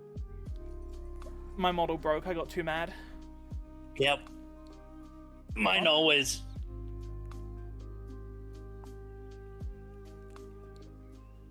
It just always breaks, and I don't know why. It's still broken. No, mine has like started having issues ever since I got my standing desk because it slightly shifted the angle which my camera's set. So every once in a while it'll just lose tracking and like I'll go sideways. Okay, I fixed it. Perfect. Starting back at platinum, yeah, that's true. Maybe. I don't know, maybe she just wanted to move on and work somewhere else, because people do that a lot of the time. They'll work at a company for a while, they'll make the connections, they'll learn some stuff there, and then they'll say, you know what, I'm gonna go work somewhere else. I mean, she's not starting... Well, no, like, she's... I know she's made her own thing now. Yeah, she's got her own company, and is, of course, working with Hideki Kamiya. That's so good. Which is hilarious. I'm just a big fan of her design work. It's so good. Like, it was the best part of the... I played last October for like Halloween. I played The Evil Within 1. That game's fucking terrible, by the way. Shinji Mikami should retire. I love that fucking game, though. It's terrible, but I love it. It's so fucking bad. But some of the designs in that game are really fucking good. It led to Evil Within 2, which is... I haven't played that one yet. I love that fucking game. It legitimately fixes every single issue. Yeah, because Shinji Mikami's not involved in it. Problem but solved. No Shinji Mikami. Wow. and has some of the most hilarious storytelling, and they say the line. The line? They actually, it's like they actually say the evil within. No fucking too, way. but You should get TOO. Silent Hill 3 because that's my favorite Silent Hill. I love Silent Hill 3. I know people say Silent Hill 3 is the best. No, Silent Hill 2 is the best one. I have my reasons for not liking that game. They're very personal reasons. Yeah. I know we're talking vinyls. I also think Silent Hill 3 just has better music. Yep. I love Silent Hill 3. It's so good. It's so good. It's the same reason I love the second Silent Hill movie, because it's terrible, but it's amazing. If you think of Pyramid Head in the second Silent Hill movie like a Pokemon, it totally makes sense. Like, whenever she needs help. Honestly, dude, just get whatever one you like the most. That was a really loud car. Sorry. But it's the middle of summer. I can't really shut my window unless, like, you want me to melt like the Wicked Witch of the West at the end of The Wizard of Oz. Oh yeah, I'm in that same boat. It's let me do the math. It's like 33 degrees here. Yeah, that's right death. now? That is death.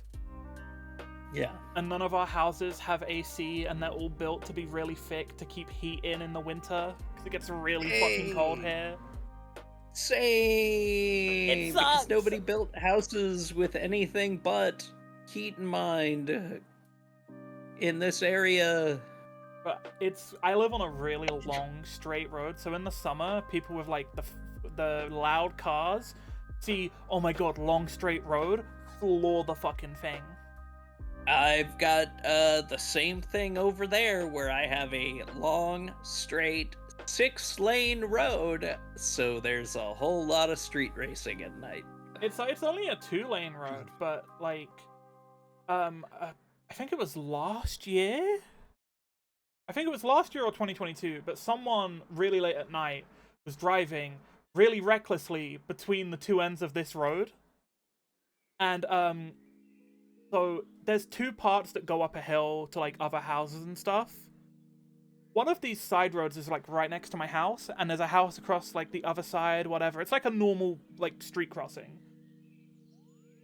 They were driving so fast their car kicked up the curb and slammed into the person's house across the road from me. Oh no!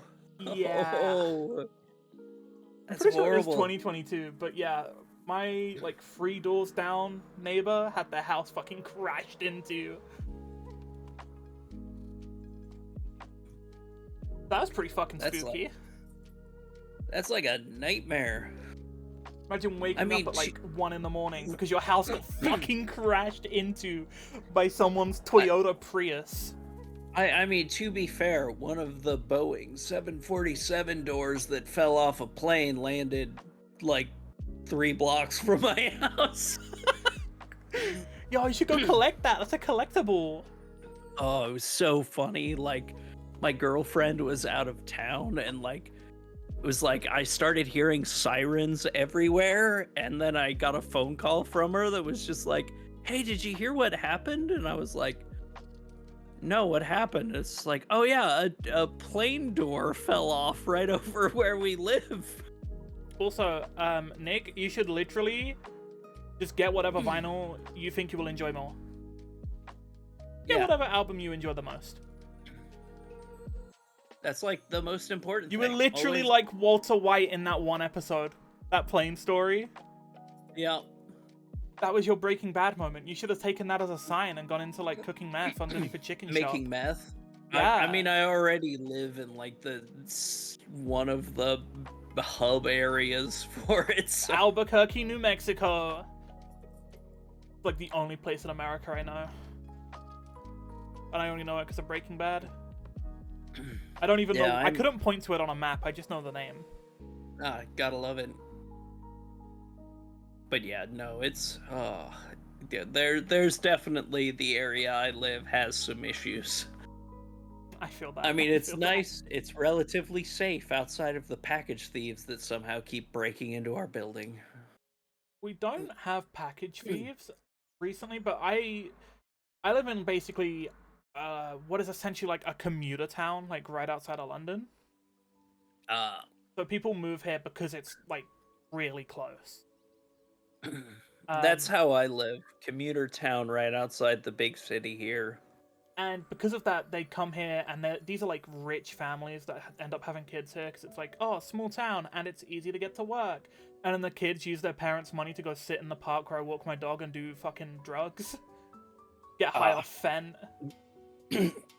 that's what I love about here is there's been like recent crime waves of like, you know, catalytic converters and whatnot being stolen from cars I'm and stealing your fucking car used, stereo. and all of them have been traced back to one place, which is the rich white yuppie neighborhood where all the rich people live. Yep. But yeah, like, all of it don't all get of me it wrong, was I'm traced. fine if you want to go out and you want to like smoke a doobie, good for you. But also you're like 13 and that's your dad's money. Yeah. Gotta love it. Gotta love it. But if you're of age and you want to go smoke a doobie, invite me. Yeah. Invite me. Sometimes you just gotta fit and Gotta spark one up. And if you do, you should invite me over. yeah. Chat. God, I haven't heard somebody refer to it as smoking a doobie in so long. Just want to spark up a doob. Hell yeah, Oh. dude. Let's just go spark up a nice little doob down by the beach and like fucking. Oh man, we're just gonna look at the side, the sun going down. Just sparked up. I don't know weed words. Wait, I don't think there's anything. I think it should be legal, to be honest. It is here, It's not here. But don't tell anyone. or it kind of is, but not federally, so it's all fucking weird. In the UK, it's like you won't get arrested for it unless you're selling. But if you have it, you can get a warning and also have it taken off you. But if you're not selling it, the police are like, oh yeah, it's whatever, we don't give a fuck. Because to be honest, Yeah. they probably go home and do it too. Yeah. Here it's like if you have more than a certain amount, it's like a federal crime. I think if you have more than a certain amount, they like get sus that's probable cause that you're gonna sell it. Yeah. You get arrested for dealing even if you even though that just do it on your own in your own house. Even though that the amount they have here is like very reasonable for just one person to have on them. Like Fuck up a it's doobie. so weird. It's not like a whole bag. It's like a small amount is still considered intent to distribute. Chat, who wanna come spark up a doobie? I'm never saying that ever again. Just roll up a fat blunt.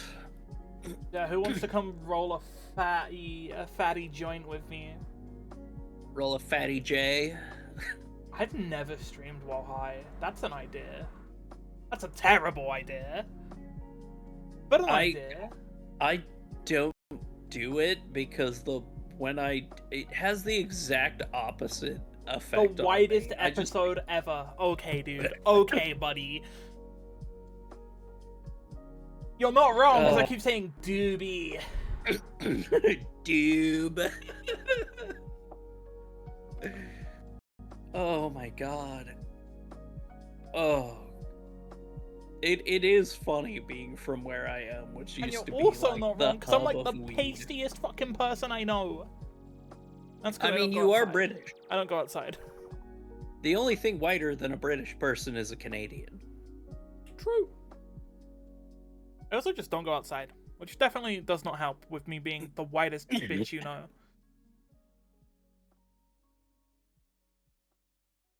God.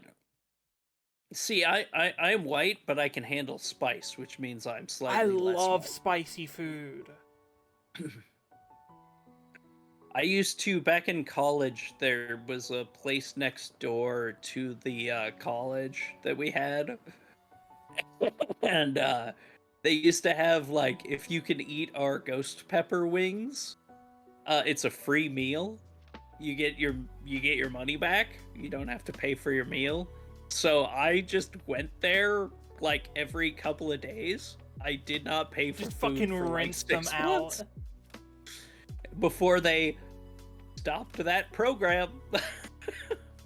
It's like, "Oh, we're not doing that anymore."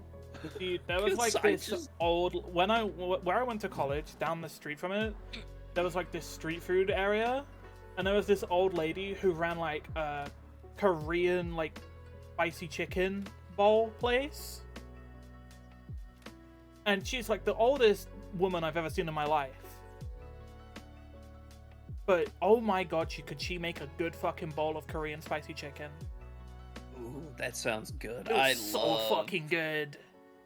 I am so sad that I don't have like a good Korean fried chicken place for me around Yeah, me. I haven't had Because it like since I left college. That was in like ev- 2021. every time I go to like LA or whatever, there are a couple of like really, really good Korean fried chicken places out in like the Orange County area that are just incredible. And God, The I will Bloods and Crips never wouldn't make peace get to hunt that. me down because they're busy hunting down Drake. Yeah, exactly. Dude, I was watching someone posted the entire Kendrick concert from last night on Twitter. That shit is so funny. It's wild. so Oh funny. my God. I have never I have hated people before, but never to that level. Never to get peace between the Bloods and the Crips. The entire West Coast made peace to hunt down Drake. He played Not Like Us 6 times, and the arena sang every single bar every single time. It is. That is a level of hater I aspire to. He I got wish I Dr. could get to Dre that point. to do the Icy Dead People for Not Like Us on the first run through. I aspire to be the level of hater as Kendrick Lamar. Like it is a beautiful thing to just To hate a man that much, oh my god. it's and then yeah, you see the amount of people that were there. And It's they were like, all man, singing the Drake diss. He opened the show with a Drake diss. like it's fucking like yeah, the amount of people who were there who were just like, oh yeah, fuck Drake. We are 100% supportive of annihilating that Canadian bastard. Taking this Canadian planet off. This Canadian person off the fucking planet. Like that man, Launch you him into don't space. come back. You do not come back at Kendrick. Like, Didn't he like that put out man a is. song a couple weeks ago and it's like the worst song of the year? Like, it's just fucking terrible. I mean, that's pretty much every Drake song. Yeah, but it's like completely separated from the beef and whatever, and he just tried to put out a normal song and everyone's just shitting on it. I love it. I mean, as I said, that's like every Drake song ever. That guy is. People thought it was AI? Oh my god. It's that guy is the least talented rapper that has somehow made it big. Like When all this beef kicked off, I thought the funniest part is my favorite Kendrick song has a Drake feature, and the Drake verse is like the worst verse on there. Yep. All he does in that verse is talk about sex. It's Missed the memo about what this song is. Okay. I mean, that's like Drake's MO. Even with his own songs, he's got no consistency. It's sad. Search and Rescue was 2023 and included the line, "I do not know how to express my love, so I American express my love to you." What? What? Can we send this man to American Mars? Express is a credit card. Did you mean Federal Express? What the fuck? No, I'm pretty sure he means he American Express because it's a credit card, so he's like buying her love with items. Oh, that's. I'm sorry. What? What? He's buying this bitch off. Me just stuttering there, trying to think of a line, was a better bar than Drake can spit. That's actually real. That's actually real as fuck. Oh. When they had AI actually copy Drake, people were saying it sounded too alive. Gaymers Ep3, the one where we take the piss out of Drake. Can't we just talk about Final Fantasy and fucking WoW and Destiny and say fuck Drake? Launching Drake to the moon. Send him to Mars and don't let him return. 2 trans women shit talk Drake. Drake probably plays New World.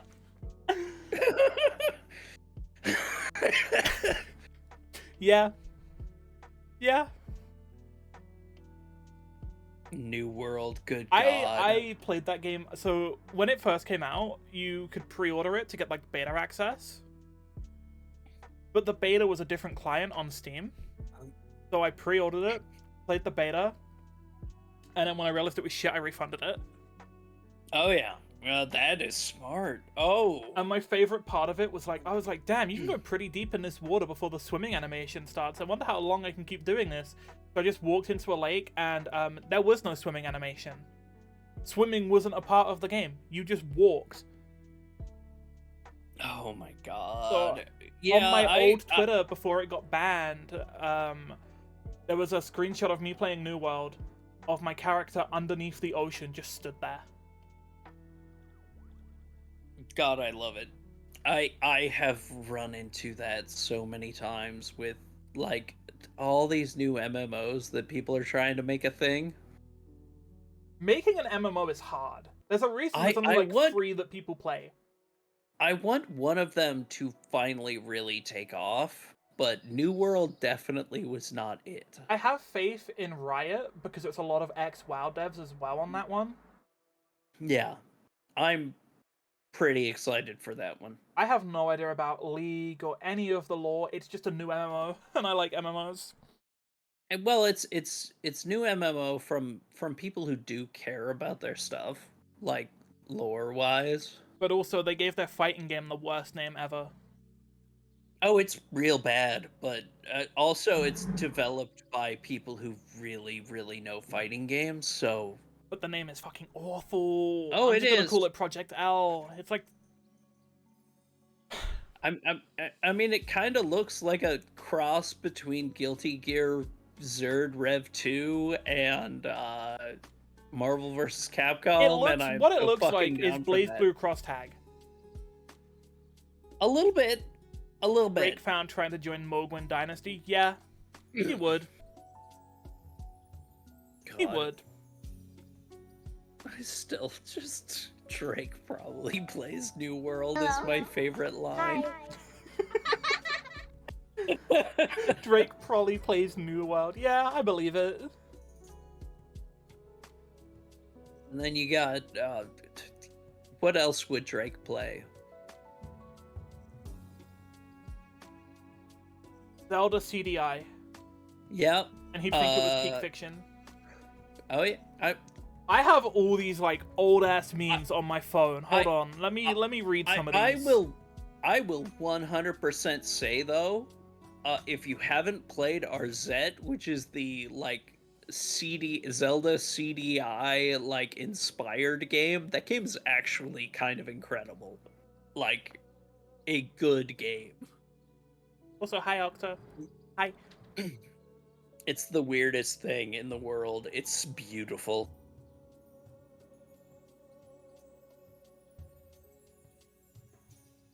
Here we go. 4 a.m. Drake hitches a taxi on the south side of Miami. Where to? The cabbie asks. Just follow your heart, he whispers. Yeah? 2 p.m. A local gas station. Drake gently runs his hand across the hood of the car as he fills his tank. Now only one of us is empty, he thinks.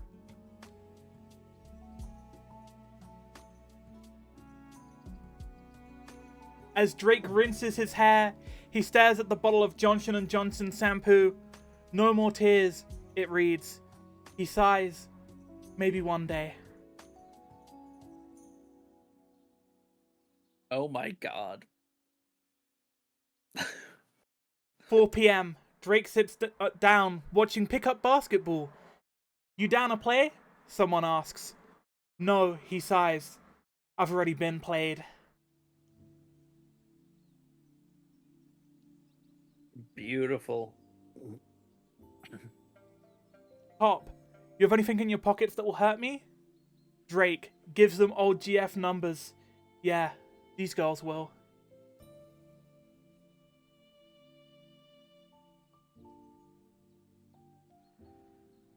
Anyway, yeah, that's the Drake memes I had on my phone.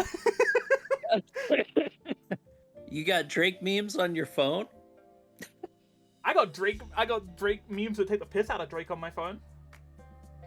Oh, Drake. How did you get on this? Well, let me tell you, was sweatier than Drake in front of a middle schooler.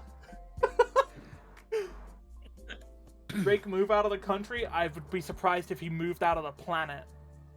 The only way he's escaping. God. He's gonna join Elon Musk's first expedition he needs to to Mars. leave the planet to get away from this. He's gonna go on the next Titanic submarine.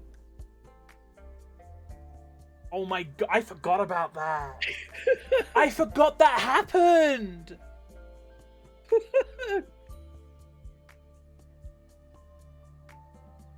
Dude, when even was that? And you know what? Explosive decompression is still nicer than what Kendrick has done. Yeah, I would rather die to that than what Kendrick's done to Drake. That's facts. Oh my god. Oh my god. Drake, I have to tell you something. I'm not that young. I just turned 18.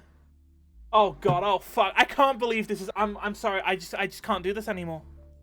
We're through. Oh. Oh my god. Hearing No, an entire arena scream A minor back to Kendrick in that show the other night. It's just like, That is you know, even with a song that a rapper should not be able to just drop the mic for half of his song and not miss a beat because the entire crowd knows the entire thing. It's so funny. I mean, that guy could have just started the music and not said anything other than like the first word, and the whole song would have come out. He could have literally just pressed play on the backing track, sang the first word, and then it would have been the rest of the crowd would have just carried it. Oh my god! Just a thing of beauty. Just it is a thing of everyone hating on Drake. It's as the world should be. The entire world united finally. World peace, just to shit on Drake. The things everyone hates: Drake and Boeing. Dude, yeah, everyone started playing Subnautica when that submarine incident happened. That's so fucked. That's actually fucked. Oh, that whole thing is still the most the epitome of, and nothing of value was lost. It's so fucked. I think, no, the only one I feel bad for is the kid. Oh. Yeah. Like, he was like 19, 20. He only went because his dad did. He was like, fuck it, sure. Pretty sure his dad made him go, or whatever. It's still just like... Drake, Bro, Drake, how Drake. what is, I need to know what's going through DJ Academic's head after last night. I need to know. What is that man thinking? Drake, Drake, Drake. Didn't Drake make a song here where he was just asking 21 to do something for him? You know it's a bad year for you when you've been out-rapped by Macklemore. Yeah, but Macklemore's fucking based. Yeah. Straight up, Macklemore's just fucking based.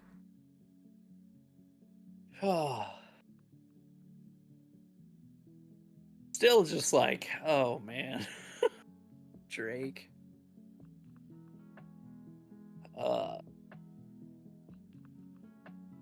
So My top 5 is Drake, Drake, Drake. it's Drake, Drake, Drake. The entire world has come together just to bully Drake. I mean, to be fair, it's worth it.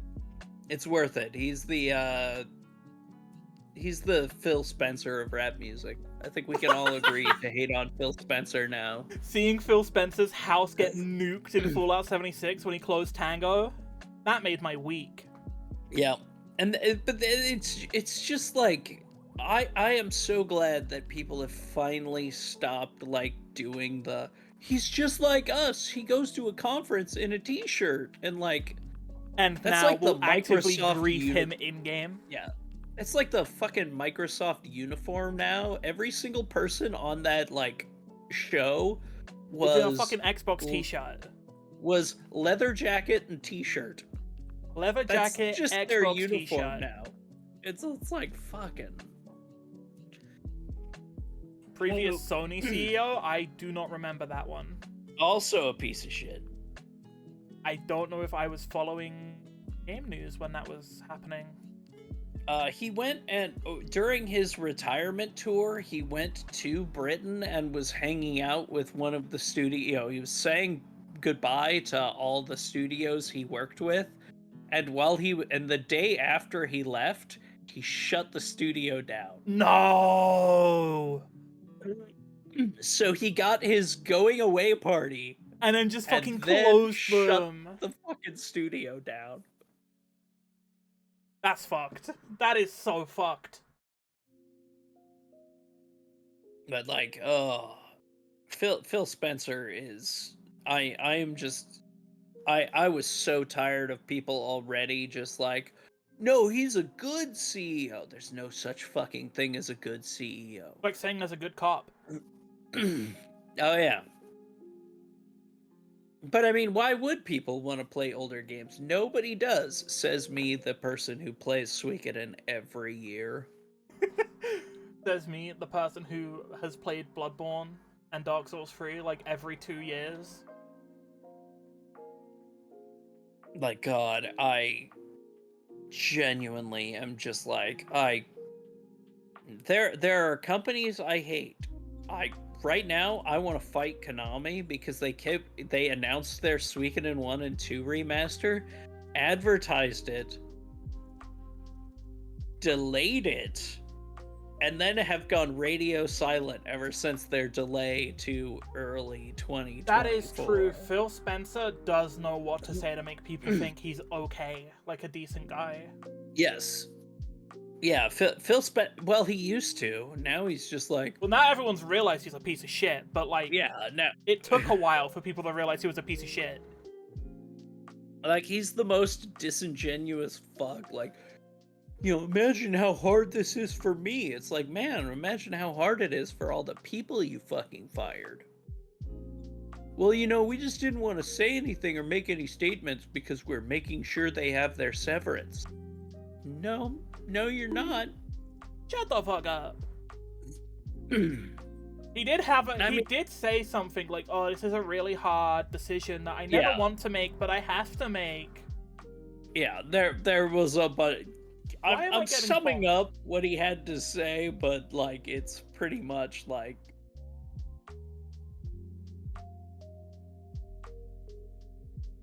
there was some really Mike Ybarra? No, it was Phil No. Spencer. Yeah, it was Phil. Mike Ybarra also said that, but Phil was Phil said it Phil's more was like a recently. week after that. Yeah, Phil's was like a week ago. It was right after the press conference.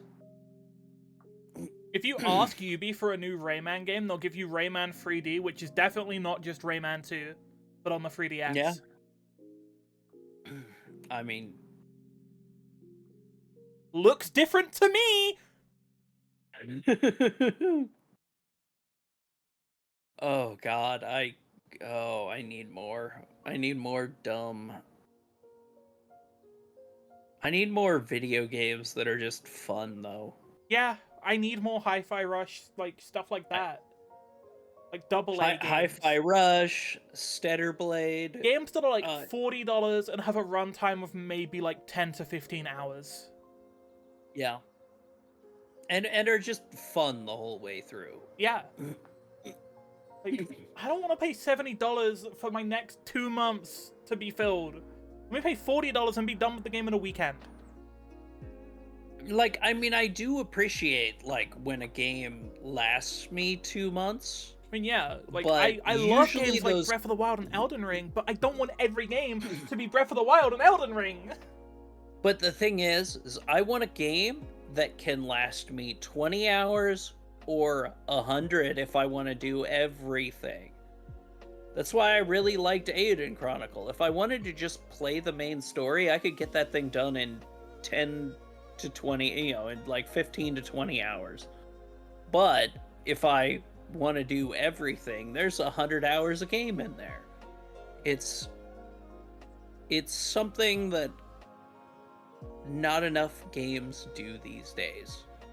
I think the old Zelda games did that really well. Yep. Like, old Zelda games were like 20 hours long, but then they had all the side quests and all the little secrets that you could go and get, and it would make it like 60 hours long.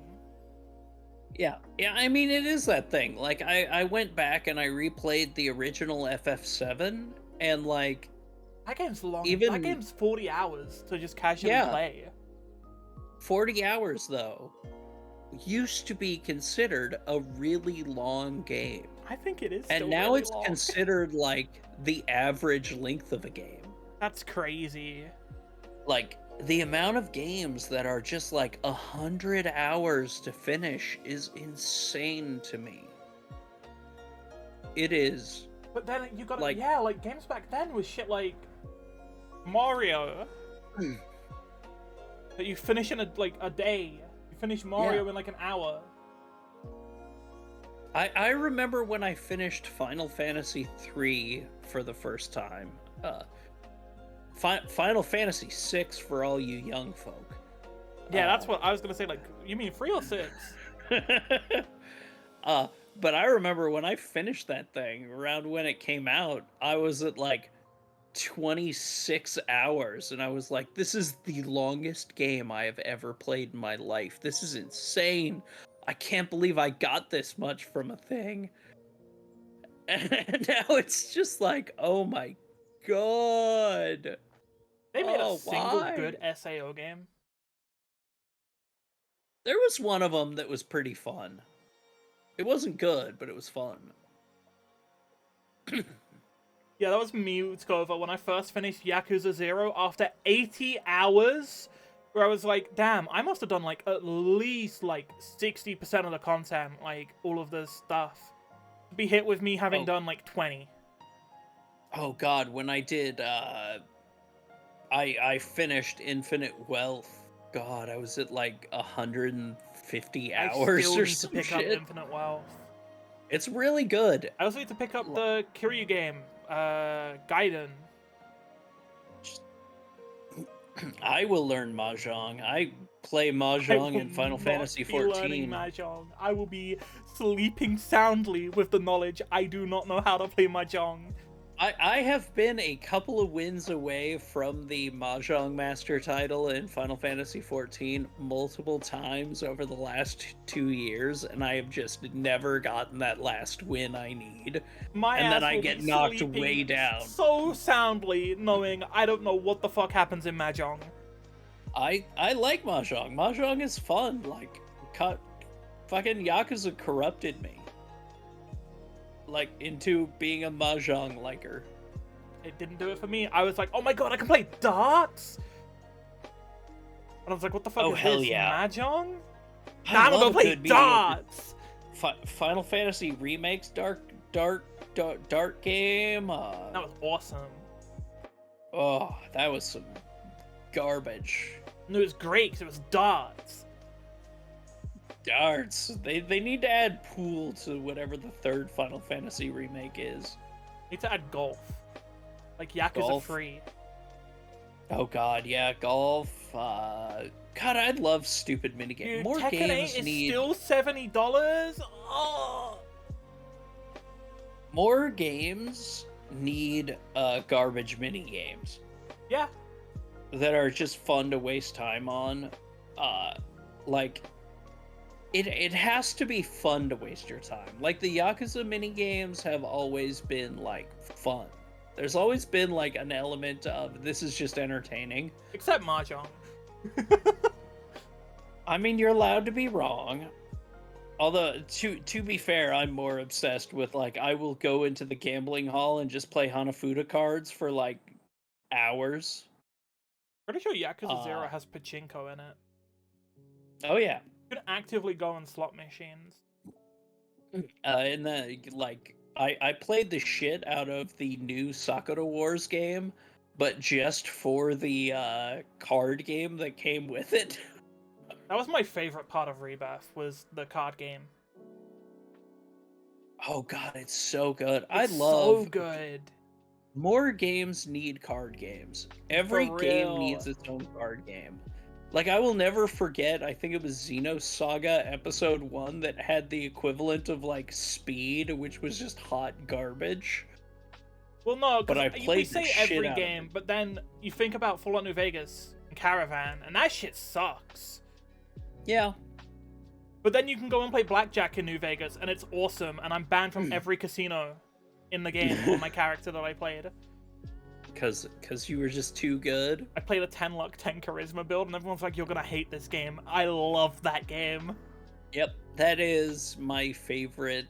Well, no, we're trans women. Of course we like New Vegas. I had That's never like, played it until literally this year.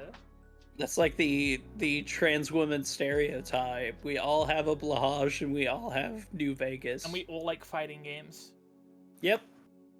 I love I fighting. mean, to be fair, I love fighting games. I love fighting games, but I don't mean Bridget. I don't like Strive. I wish I liked Strive, but then every time I do, I go and play another game like Street Fighter 6 or Tekken, and oh my god, Tekken's so good. See, I play Strive and I'm like, I'm really enjoying this game. And then I go and I play like Rev 2 for like an hour and I go, oh yeah, remember when Guilty Gear was great? I do like Strive. If I was going to play a Guilty Gear game, it would probably be Strive. I would play Dragon Ball, but then they put rollback and it broke the game in two, so I can't really go play Dragon Ball anymore. Which is wild, because they like made the game better, but like they made it worse. I love having the after image of 48 Gojitos on my stream. I can't see shit. God. Also, Tekken 8 is awesome. I really need to finally dig into Tekken 8. I started playing the story mode and it made me play Jin so many times that I was just that's like, the fuck only this. character you fucking play in the story mode is Jin. I fucking hate Jin, so You gotta go just play like the character stories or whatever. yeah, I think that's what I'm going to have to do, because every time it let me play another character, I was like, oh yeah, I love Tekken. Fuck yeah, Huarang's in the house. Fuck Balatro? yeah. I haven't played Balatro yet. Oh, I don't even Balatro own it. rules. Everyone seems to be addicted to that game, and I just have not touched it. The first thing I do when I wake up every morning is a hand of Balatro and a song on Final Fantasy Theater Rhythm. Get my brain going. I can't wait for Hades 2 to come out so I can do a run of Hades 2. The first thing I do in the morning is touch grass. Oh, I never touch grass. I gotta take the doggy out. She gotta go for a shit. Ah, My I dog miss needs having to a shit. doggy. I miss having a little puppo. Because if she doesn't shit, then she'll shit on my bed. I used to have a little chihuahua that was just always shivering and just adorable. Did it ever shit on your bed? No. My dog shit on my bed before. Uh, When we like first got her, she wasn't trained then. See, we had a pet room that the pets lived in, not our beds. Oh, my dog just has free. Dude, she does whatever the fuck she wants. She walks around this house like she pays rent.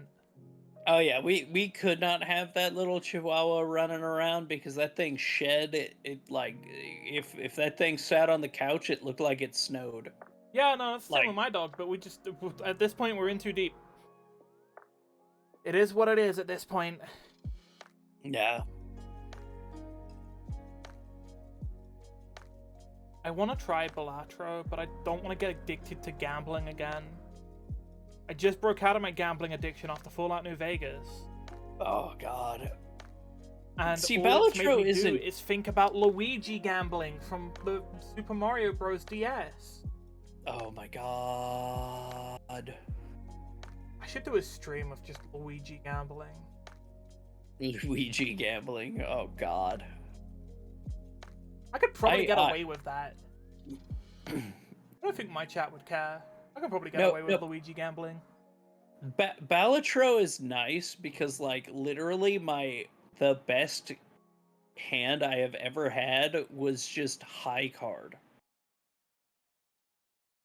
No pairs. No don't know any how poker decent hand. It was just high card. And you'd play one card every hand and score like 10 million chips. Yeah, I have Fucking no idea ruled. how poker works. I just know how blackjack works because I can count.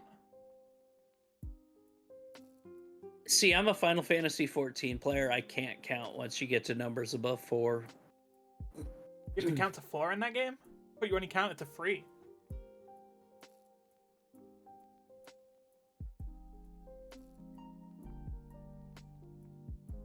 Yes. Your hand penises? Oh, yeah. Yeah, I remember that part. Ah. God. Got him. Good old world blues. I asked I everyone. really- I'm gonna start asking everyone this. I started last week, and I have to change what I ask you because you already fucking did your whole like this is how I knew thing. So I gotta change it for you this week because last week the last question I asked Star before I had chat ask questions was like, what was your how did you know moment? Like that like you knew that I'm not straight. But we've already done that. Yep. So, in retrospect, what should have been it, like your, I'm not straight moment, but wasn't?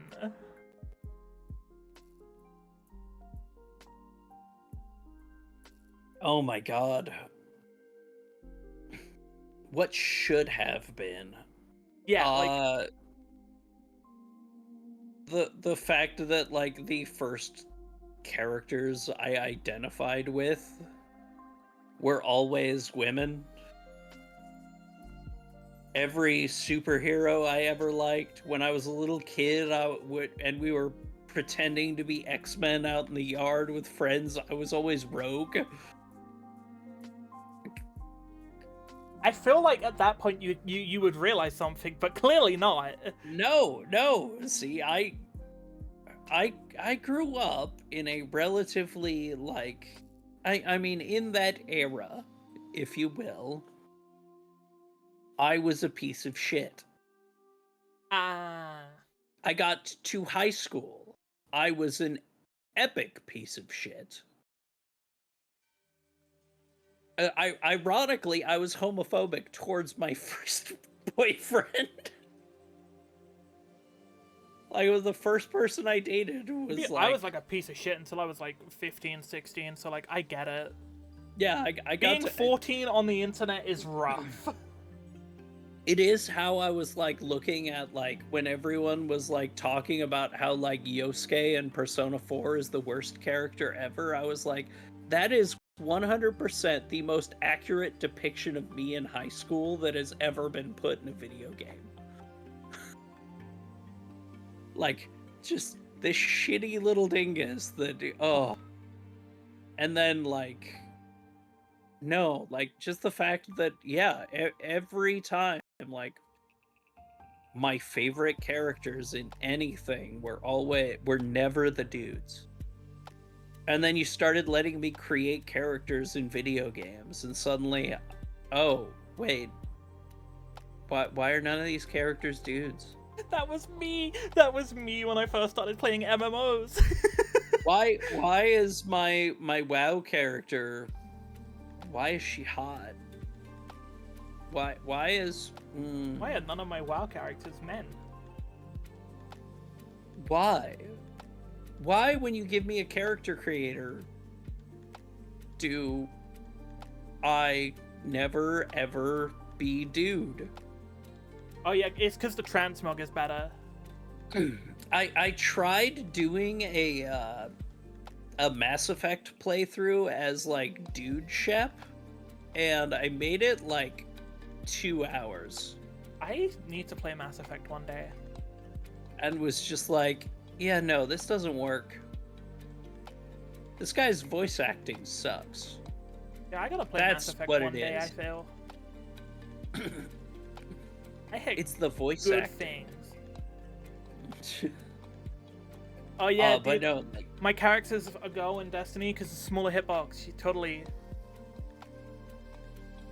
They have smaller There was. hitbox. it was like, God, like, oh my God, actually being able to make a, like, the character creator in Neo 2 is so good that you can actually make a character that just straight up looks trans. And it made me, Cyberpunk 2077. like, oh yeah, I love that game. I had to get it's it in good. there. It's I mean, it's not best ongoing game, but it's, Well, I mean, it's not ongoing anymore. It's finished.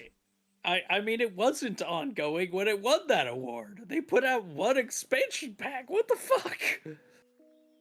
It got best ongoing... What? Yeah, it got best ongoing game. And it's like, just because a game released a bunch of patches to make it not ass DLC. does not make it an ongoing game. Is Elden Ring gonna be best ongoing game this year because it got a fucking DLC? I hope I mean, so. That'd be funny. probably. Like it made sense when it was like No Man's Sky, because that is an online game that is constantly being getting updated. Destiny 2, But- Final Fantasy 14. But the thing about Cyberpunk is it wasn't constantly being updated with new content. got a It was DLC just being pack. updated with bug fixes. Like, that still like was just like, oh yeah, now I remember why the Game Awards are the least serious thing in the world. The Game Awards are fucking horseshit. Oh, they're fucking terrible. I'm sorry. The fact that Multiversus won Best Fighting Game is the funniest thing in the world. When it disappeared for a year and nothing fucking changed. Best Fighting Game, and then it immediately shut down like a week later. And then come back for over a year, and now it's back and nothing's fucking changed. In fact, it's slower than it was before. Oh, it's so That game's fucking dog bad. shit. It That is. game's fucking awful. Oh, it's so fucking funny. And then, oh my god. The Game Awards. It's just If Jeff Elden Keighley's Ring- power hours. If Elden Ring gets best ongoing game, despite literally doing nothing for like the last year, the only updates Elden Ring ever got were balance patches and bug fixes, and there hasn't been one in over a year.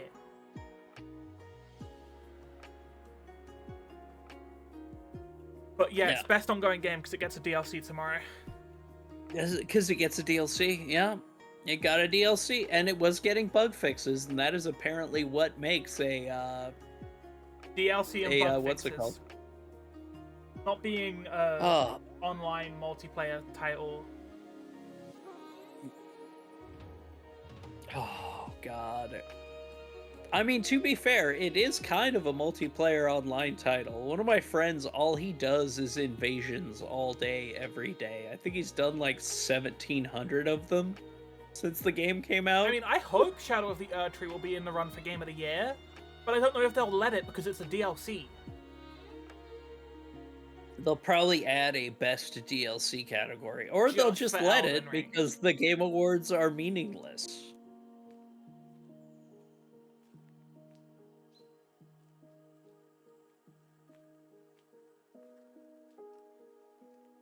Oh, God. People happy. You and Elden Ring. But yeah, like character creators, that's what will Blood always and Wine was tell me. Oh, it was. Oh, you're right. Oh, this changes everything. Yeah, Elden Ring will get Game of the Year again. Nah, it's gonna be whatever the WoW expansion is, because Activision will be the one who gives them the money. Well, that might be best ongoing. It would be wild if WoW actually made its way back into that category. Well, I mean, the last couple years have been really good for WoW, so I think it would be best ongoing. I hope so. Like, I genuinely am glad all my WoW friends are, like, excited about the game for the most part. Yeah, I also have zero hope for the Game Awards to do anything. I mean, yeah, it's the Dorito Popes, Dorito Apocalypse. I have more hope that Dwayne Johnson will turn up for 10 minutes and have more to say about not video games than video games appear. I will still never forget when they had oh god, what's her name? Fast and the Furious, the D&D movie came out, because they were advertising the Fast and the Furious video game. But then they announced the nominees for, like, Game of the Year, and she pronounced Sekiro Suck-Hero. And it was the funniest thing in the world. I fucking hate the Game Awards. What happened? What happened? What? Oh, no hope for Rayman? Oh. Yeah, that makes sense. Yeah. But I still have no hope for the Game Awards. Oh, yeah. Genshin Impact. Yeah. I love when you get the non-video game people out there talking about it. That same talk had the same guys. Yeah, when we were sitting on stage in the trailer playing Tekken. I love me some Tekken. Well, that's more like accurate to the real pronunciation of it, though. But everyone just calls it Tekken. Oh god, I love the Game Awards every year are just, how will they get worse this year? Like having Christopher Judge come out and do a meme about talking too long. Oh. Yo, what up, Percy? Hi. Hi. Yeah, I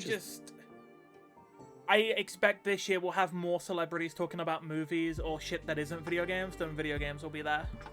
I mean, it's the same thing with, like, the Summer Games Fest from the last couple of weeks. It's just Jeff Keighley wanting to hang out with his buds. It's Jeff Keighley masturbating for 20 fucking minutes, dude. For 2.5 hours, you mean? I didn't watch it this year. You could have fooled me. It was so painful. Oh, who wants to watch Jeff Keighley jerk himself off for 2.5 hours? Having to watch that shit for work and just being like, oh my god, I can feel my soul dying. Can I leave? Can I leave? What joking?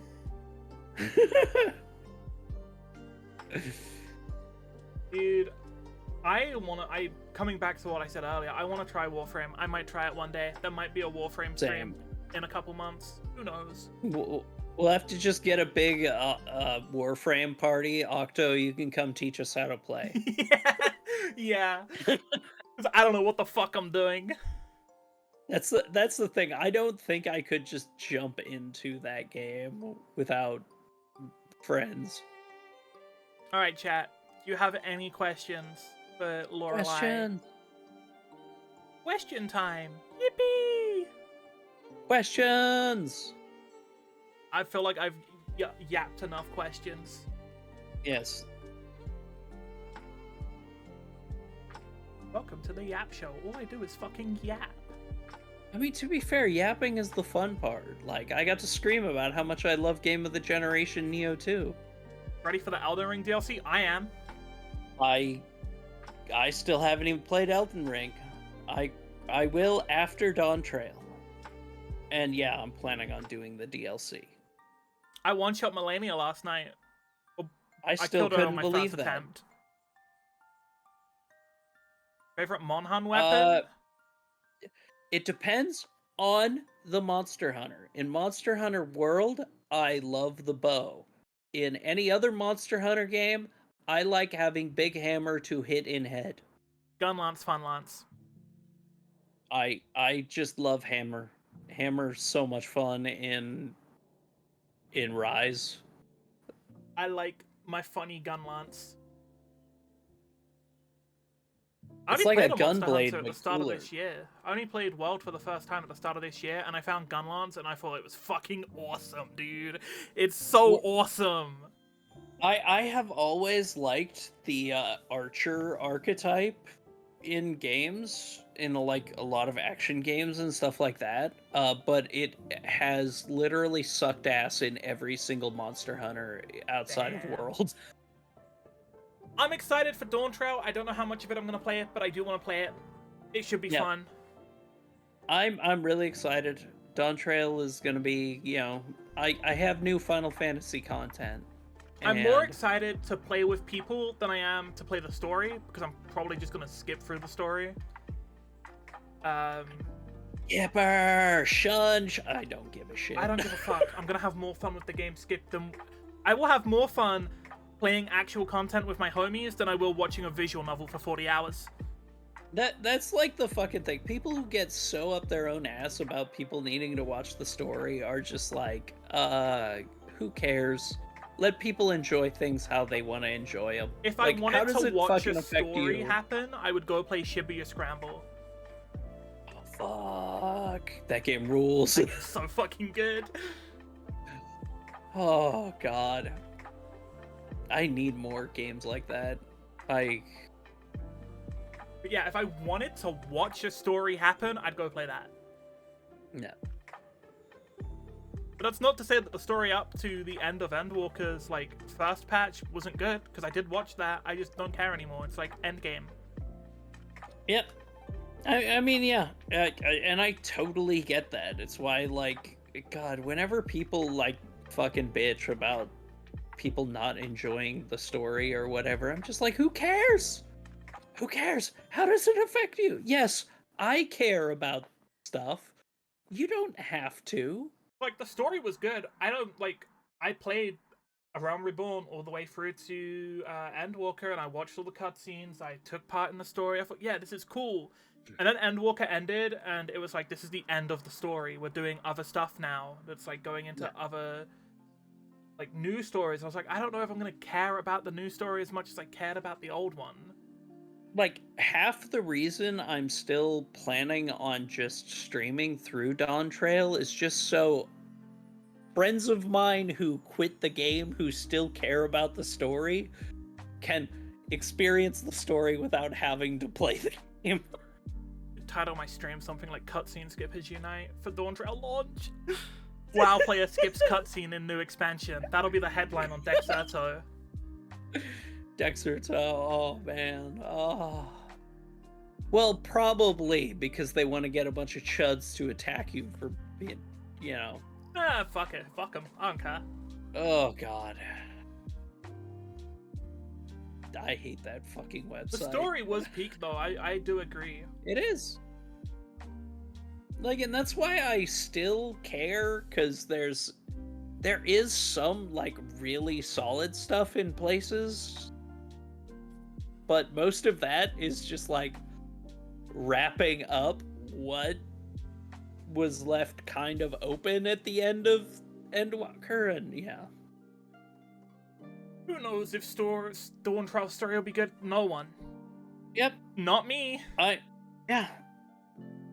I mean, it's definitely, yeah, that's what I care about too, is hanging out with friends. That's why I still play. That's why I didn't quit when a lot of friends of mine did, because it's like literally the only way I hang out with like friends of mine who live in Japan and friends of mine who live in Australia. Oh, that's one friends thing of mine I'm who live in excited Europe. for.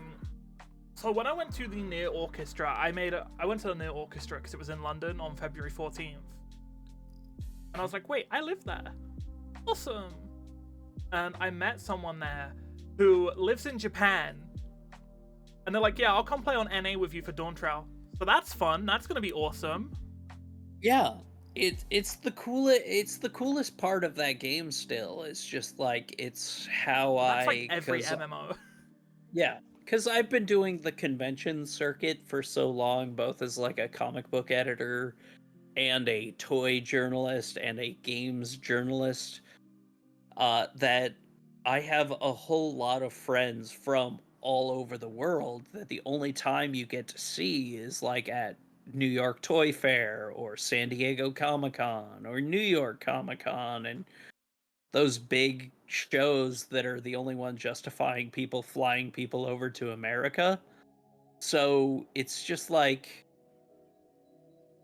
it's the coolest thing being able to have a regular place you can hang out instead of just that once every like 2 years. Oh, dude, Nick, have fun at the tourney. Like, even if you're just spectating. Fighting games are Ooh. awesome. I love watching fighting games. Oh, hell yeah. No, do play some casuals while you're there. My favorite thing about my locals is like just playing casuals. Like, I'll sign up for like whatever Guilty Gear tournament is going on. When I went to locals at a bar in London when like Street Fighter 6 first came out, and like I normally went like 1 and 2. Yeah. Because there was one guy there, who legit was an Evo champion in 2021 for Street Fighter 5. Yeah.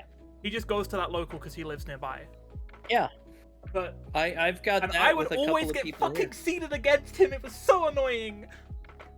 Yep. But the casuals were yeah, fun. you should bring your controller and you can play casuals all day, because they usually have a bunch of setups, so that yeah, people are doing their tournament games, but as soon as those aren't being used, and especially like before, because they always open before, so I'll do like. So the place I went to, because it was a small bar, so what it was is they'd open 2 hours before tournament, and those 2 hours you can just do whatever you want. You can play casuals, whatever. And then when like pools open, it's basically all the setups are needed to run pools. But then when the like remaining people in the tournament starts whittling down, a lot of them will open up for casuals again. Yep. And yeah, it's well worth being casual, because like you're doing casuals, because like that's where you learn. Like, there's nothing cooler than getting your ass kicked by an Evo champ and going, hey, what do I need to do? Hey, here's an idea. Stop pushing buttons on Wake Up. And he was like, yeah, should. so I was like, damn, I didn't know that button did that. And he's like, yeah, it does that. And I was like, damn, that's cool. Yeah. He's a Camu player called Hurricane. I'm pretty sure he won Evo 2021 for Street Fighter 5. Yeah. But I kind of love that. Just, hey, getting in there, and that's when people are also like the friendliest. I got 1 round on him. Because most good players are always down to help people improve in their casuals. Like, yeah. Like, I remember, like, a few weeks back, Sonic Fox got a lot of shit. Or, no, it wasn't Sonic Fox, it was, Evo champion from a couple of years ago in Guilty Gear. My brain's not working. Cool translady. Squirrel? Yeah, but just got in a shitload of said, hey, can people stop asking me for casuals in DMs? I'm not going to help people like that. And everyone got angry because she is saying she won't help people. It's like, no, she's saying stop bugging her in DMs. She can't just play with you whenever you want. Like, run into her at a casual, she'll play with you all day and help you improve. But like, it's... Yeah, like, don't be a dickhead online, lol. Yeah, that's the place to do it. Is your casuals. The better players there will always sit down, smoke your ass, and then tell you how to get better. Percy, my problem is that I don't hate all other MMOs. I really like MMOs, so I'm like, yeah, MMOs. That's the thing, is like MMOs rule. It's one of the reasons I have thought about getting back into WoW and getting, being more active in Destiny 2, even though it's not really an MMO. Like an MMO light. Why I'm excited about, like, hopefully MMO. running into Drake in New World. Drake in New. He is the type that would play fucking New World though as well. Oh my god. Oh. Yeah, the Riot MMO. I'm really excited to try that one. I hope it's good. That's gonna be, yeah. I know nothing about League, but I trust that dev team because it's a lot of ex-WoW and Final Fantasy devs. Like, League has a lot of cool lore. Like, I really liked the Airship Syndicate game they made, that came out, that was just a really cool little game. Like, a cool RPG that was fun. I haven't even watched Arcane. That's how little I know about League. Yeah, I play, I like everything around League except for League. That's me with Valorant. I see the Valorant character designs, I'm like, wow, that's fucking cool! And then I realize what game it's in. Oh, hell yeah. That character is fucking, so good looking. So cool looking. But it's like, it's in the CSGO Overwatch. Yeah. I mean, it's like me and... like that I even play at this point is Siege. It's like me and Forkknife. I love Fortnite! I play way too much Forkknife just because of, like, man, this character, like, you can 100% look at, like, some of the character designs and go, yeah, this character's trans. Fuck yeah. I have gotten more into it lately because they just added a, like, PvP mode for the Guitar Hero mode. I know. I was watching you. I was just like, fuck yeah, that rules. I love proving that I'm better at people at Guitar Hero. I mean, to be fair, you are better than people at Guitar Hero. I should watch Arcane. Whenever the Riot MMO gets, like, some kind of release date or name or whatever, I will watch Arcane.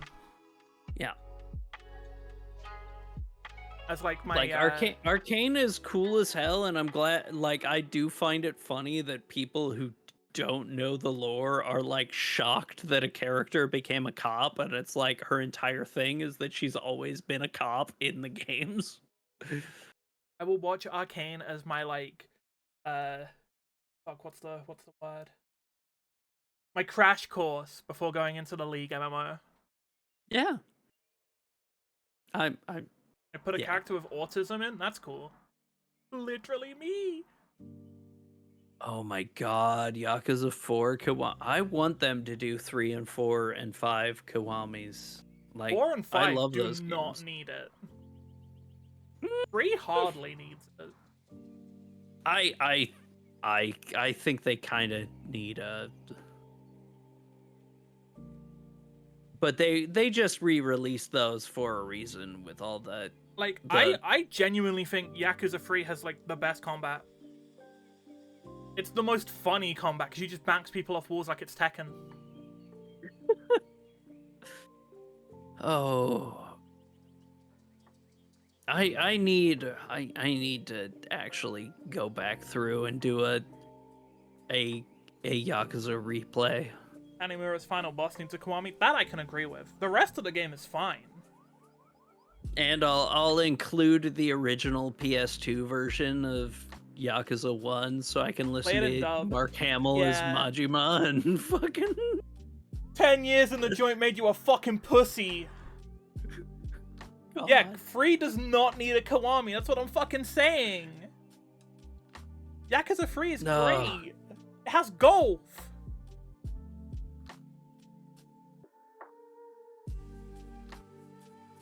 I feel like hitting some balls today. Oh my god. I want to revisit that series fully because it has been so long Yeah, I played Yakuza since I played, played 0 through to 4 in like 2020, and I haven't touched them since. Yep. I haven't played them since I refinished all of them when 6 and Kiwami 2 came out. And like that I haven't gone back to them, and I kind of would like to. I played 7, but the only reason I played 7 is because it was one of 4 games that was out on the PS5 when I got a PS5. True. So it was like, I either buy that or I buy... Fuck, what even else was out on the PS5?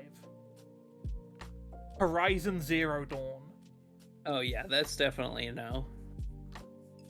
Ace Attorney finally ran out of remakes. I want to play an Ace Attorney game. They look really fun. I've never played one. Wait. Are they out of remake? Yeah, because they did do the Apollo Justice. So yeah, they are out of remakes. Wow. Yakuza is a fucking awesome franchise. It's such a good franchise. And it does a really good balance of the goofy and the serious, and I really like that. Like, the only thing I would recommend is, without spoiling anything, if you are given the option in the newest one to gift people something, after you max it out, skip the cutscenes. Skip them completely. Because it's, I hope the live action Yakuza is good. Amazon Prime has The Boys. Yeah. Fuck, what else is on Prime that's like good? You've got like the what's it called? The Fallout show. Oh yeah, I forgot that was on Prime. I pirated it. They're like the video game place. So, could be good. I'm probably gonna pirate it, let's be real. I ain't buying Amazon Prime for a month to watch that. Yeah. Yeah, because everyone was shocked that the Fallout show did well. Yeah. And like, And it got everybody it got playing me to Fallout play a again. Fallout game. That's the thing. I'd never played a Fallout game. It got me to install Fallout 76. It got me to finally try Fallout New Vegas. Like, I like the Fallout. I like Fallout 4. Everyone hates Fallout 4 for the reason that I like Fallout 4. I haven't played 4. You can build settlements. You can build like housing like in 76, areas, yeah. and it fucking rules. I liked building my base in 76. It was like my favorite part. Like in this, it's like you could build like tons of them. There are like 20 plus different places, and I love building. Just like, it was my addiction for like 2 years of just building places. Ah. Games are good. Games are good. Even when they're bad. This is going to end up being like the longest one that we've had. I have a tendency to do that. Whenever I've just been yapping. Whenever I get on one of the Games Line podcasts, we always end up going like 3 hours, and normally we go like an hour 45. It's like these have not averaged, like, me and V did 2.5 hours, and me and Star did 2 hours, so we're like averaged about 2 hours. Yeah, we're coming up on 3. We're coming up on 3. We just but I mean that Drake took us on a little tangent. The For a 30-minute tangent shit talking Drake, yeah. Yeah, but sometimes you gotta just get. Sometimes you gotta shit talk Drake for 30 minutes. Like, oh. He deserves it. If he played Fallout 76, I'd nuke his fucking house. Oh my god, I totally would too. I know the Drake beef got way too popular because my mum was telling me about it as well. My mum was like in on it. That's the wildest shit. Like, I don't think I'm glad my parents aren't on the internet much, because it would be impossible to deal with. Yeah. My mum was like a Kendrick supporter in the beef. It was great. It's the best thing that's happened all year. Next to this show starting. Oh my god. So, news that just came out. The Beyond Good and Evil 20th Anniversary Edition releases on Steam on June 25th. What? There will also be an exclusive new mission revealing a narrative link to Beyond Good and Evil 2. Apparently it still exists. No fucking way that shit still exists. First response is Beyond Good and Evil 2 in the room with us right now. Is Beyond Good and Evil 2 in the room with us right now? Oh my god, I can't believe. Oh my god.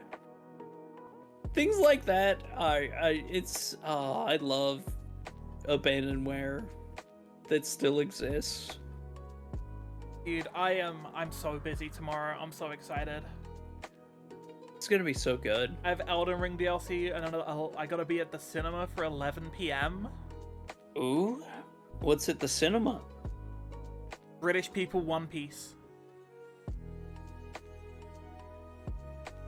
What? British People's One Piece. What? British People's One Piece. Doctor Who. Not a performance. They're showing the finale in the cinema. I'm not shocked. I think they're doing that here too. Might be. Because we have a theater down the street that likes to do all those weird BBC tie-ins. So yeah, they're doing both parts of the finale back to back. Ooh. So like they'll start the one that aired last week at 11, and then when it turns midnight and it comes out on Disney Plus, then they'll show the finale. Oh. I'm excited. I'm so excited. It is too. British People's One Piece. I have been enjoying this season. It's been really good. Like, I just really like him. He's got so much charm, and he's also really fucking hot. Yeah. And like, they're just letting him be all musical and shit. And letting him be gay! Gay and weird and wonderful, and just, I'm... The peak of Doctor Who is seeing which British person the British person is gonna turn into. Yeah. This time it's a British woman. Ooh. Ooh. This time it's a Scottish man that has already been in it before. No way! This time it's an old Scottish man. Ooh. Ooh, I love a good old Scottish. This time it's the bad guy from Morbius. Dude, he really morbed all over the place. He really was the bad guy in Morbius. Yeah, I'm actually really sad about the Matt Smith seasons because there was so much bad writing in them, and he was probably the most alien-looking motherfucker since he was on Doctor Who as well. He cannot get a break. Yeah, I mean, he was the only watchable part of Morbius, to be fair. Like, But he like, was you the look at only everyone person else in that who was movie on that it looked with like him, yeah. and they've gone on to such bigger roles, and he's just like, Oh yeah. I'm the bad guy in Morbius. I'm the bad guy in Last Night in Soho. But he always I'm at in least He's still good in House of the Dragon. yeah. But he looks like he's always having fun even when he's in shit movies. But he doesn't have eyebrows. Yeah, he looks like a weirdo. He looks like a fucking weird alien man. He was the perfect Doctor Who casting. Guys, the ratings are down. Bring David back.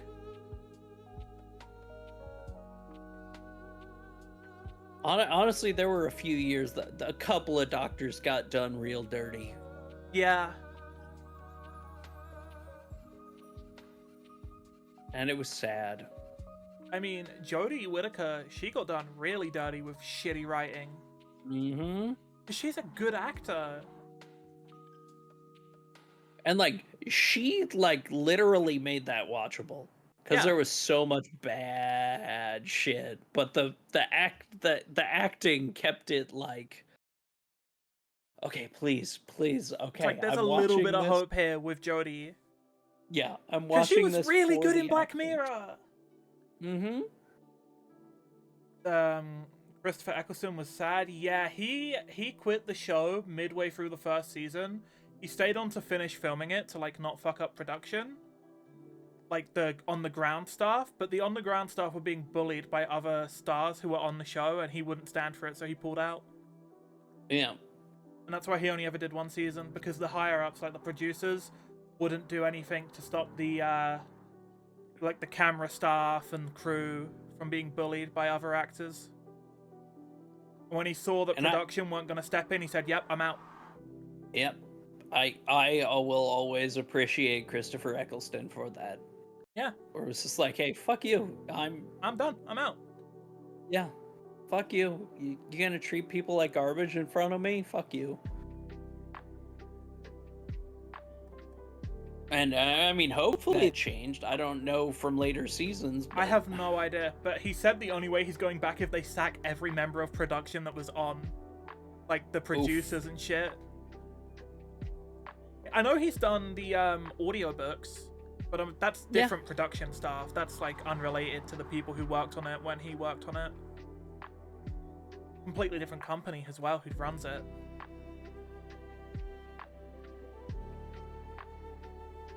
He's a good lad. Yeah. No, I'm excited to actually watch all of this.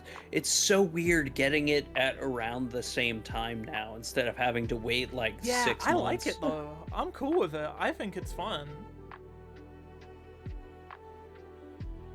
Yeah, it's like awesome. I remember British when that One first Piece.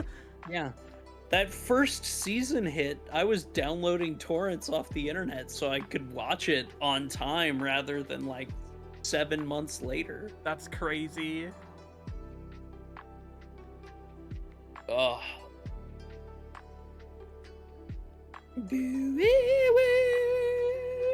It always hits. It always hits. Even when they do like different funky versions of it, it's just like the perfect theme music. The thing that annoyed me the most about the Jodie seasons is, you know that little sting that plays right before the intro? Yeah. They took it out. I know. They took it out. They really did Jodie dirty. And then as soon as, like, Chibnall was off the show, what's the first fucking thing they bring back? The stinger.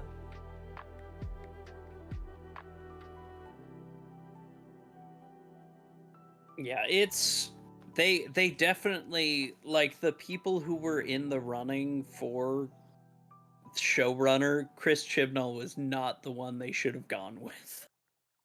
There's a guy who does the dynamic intros with different songs. That's hype. The Yakuza dynamic intros are really fucking cool. Yeah. The sewer fight with Kuze is probably, like, my favorite thing ever from Yakuza 0. Agreed. You can post them and I'll watch them at some point. I'm not gonna watch them now because I'm probably gonna go and get a drink and a snack soon. Yep, Stop because yapping, because I've been yapping for 3 hours. we've really Ow. been going. I get But to hit hey, my elbow. if I convinced even one person to play Game of the Generation Neo 2, it means my mission is accomplished. Maybe one day I'll play Neo. Do I have to play Neo 1? Or Suikoden. No, you don't. It's a prequel. Okay, maybe one day I'll play Neo 2. That becomes a sequel. Maybe one day I'll play But Neo it's a 2. prequel. It fucking rules. It fucking rules. Do you have anything you would like to say to everyone? Any questions it's been for really chat? fun. Chat, what is... No, you heard Game of the Generation Neo 2. Although Neo 2 was good, it's no Neo 2. It's legitimately. Octo Play picked it up from PS Plus. Fuck yeah! If you ever need help playing a level, you can always message me and put up a cup, and I will come in and tear a level apart for you. Oh, but no, yes, no, this has been a lot of fun. Like, I was really excited about this because I saw how much fun everyone was having. I love yapping about video games. I love yapping with cool people about video games. I love yapping about The only video good games. James. Real. And just today's been fun. But yeah, everybody, if you want to follow me, you don't have to, but I'd But appreciate you it. should. You should. You should join me as I play through Dawn Trail if you have no interest in doing side quests, because I'm going to do every single one because I am very anal about my maps having exclamation marks on them and I don't like to see it. I'm gonna skip everything in Dawn Trail. I'm just gonna push buttons.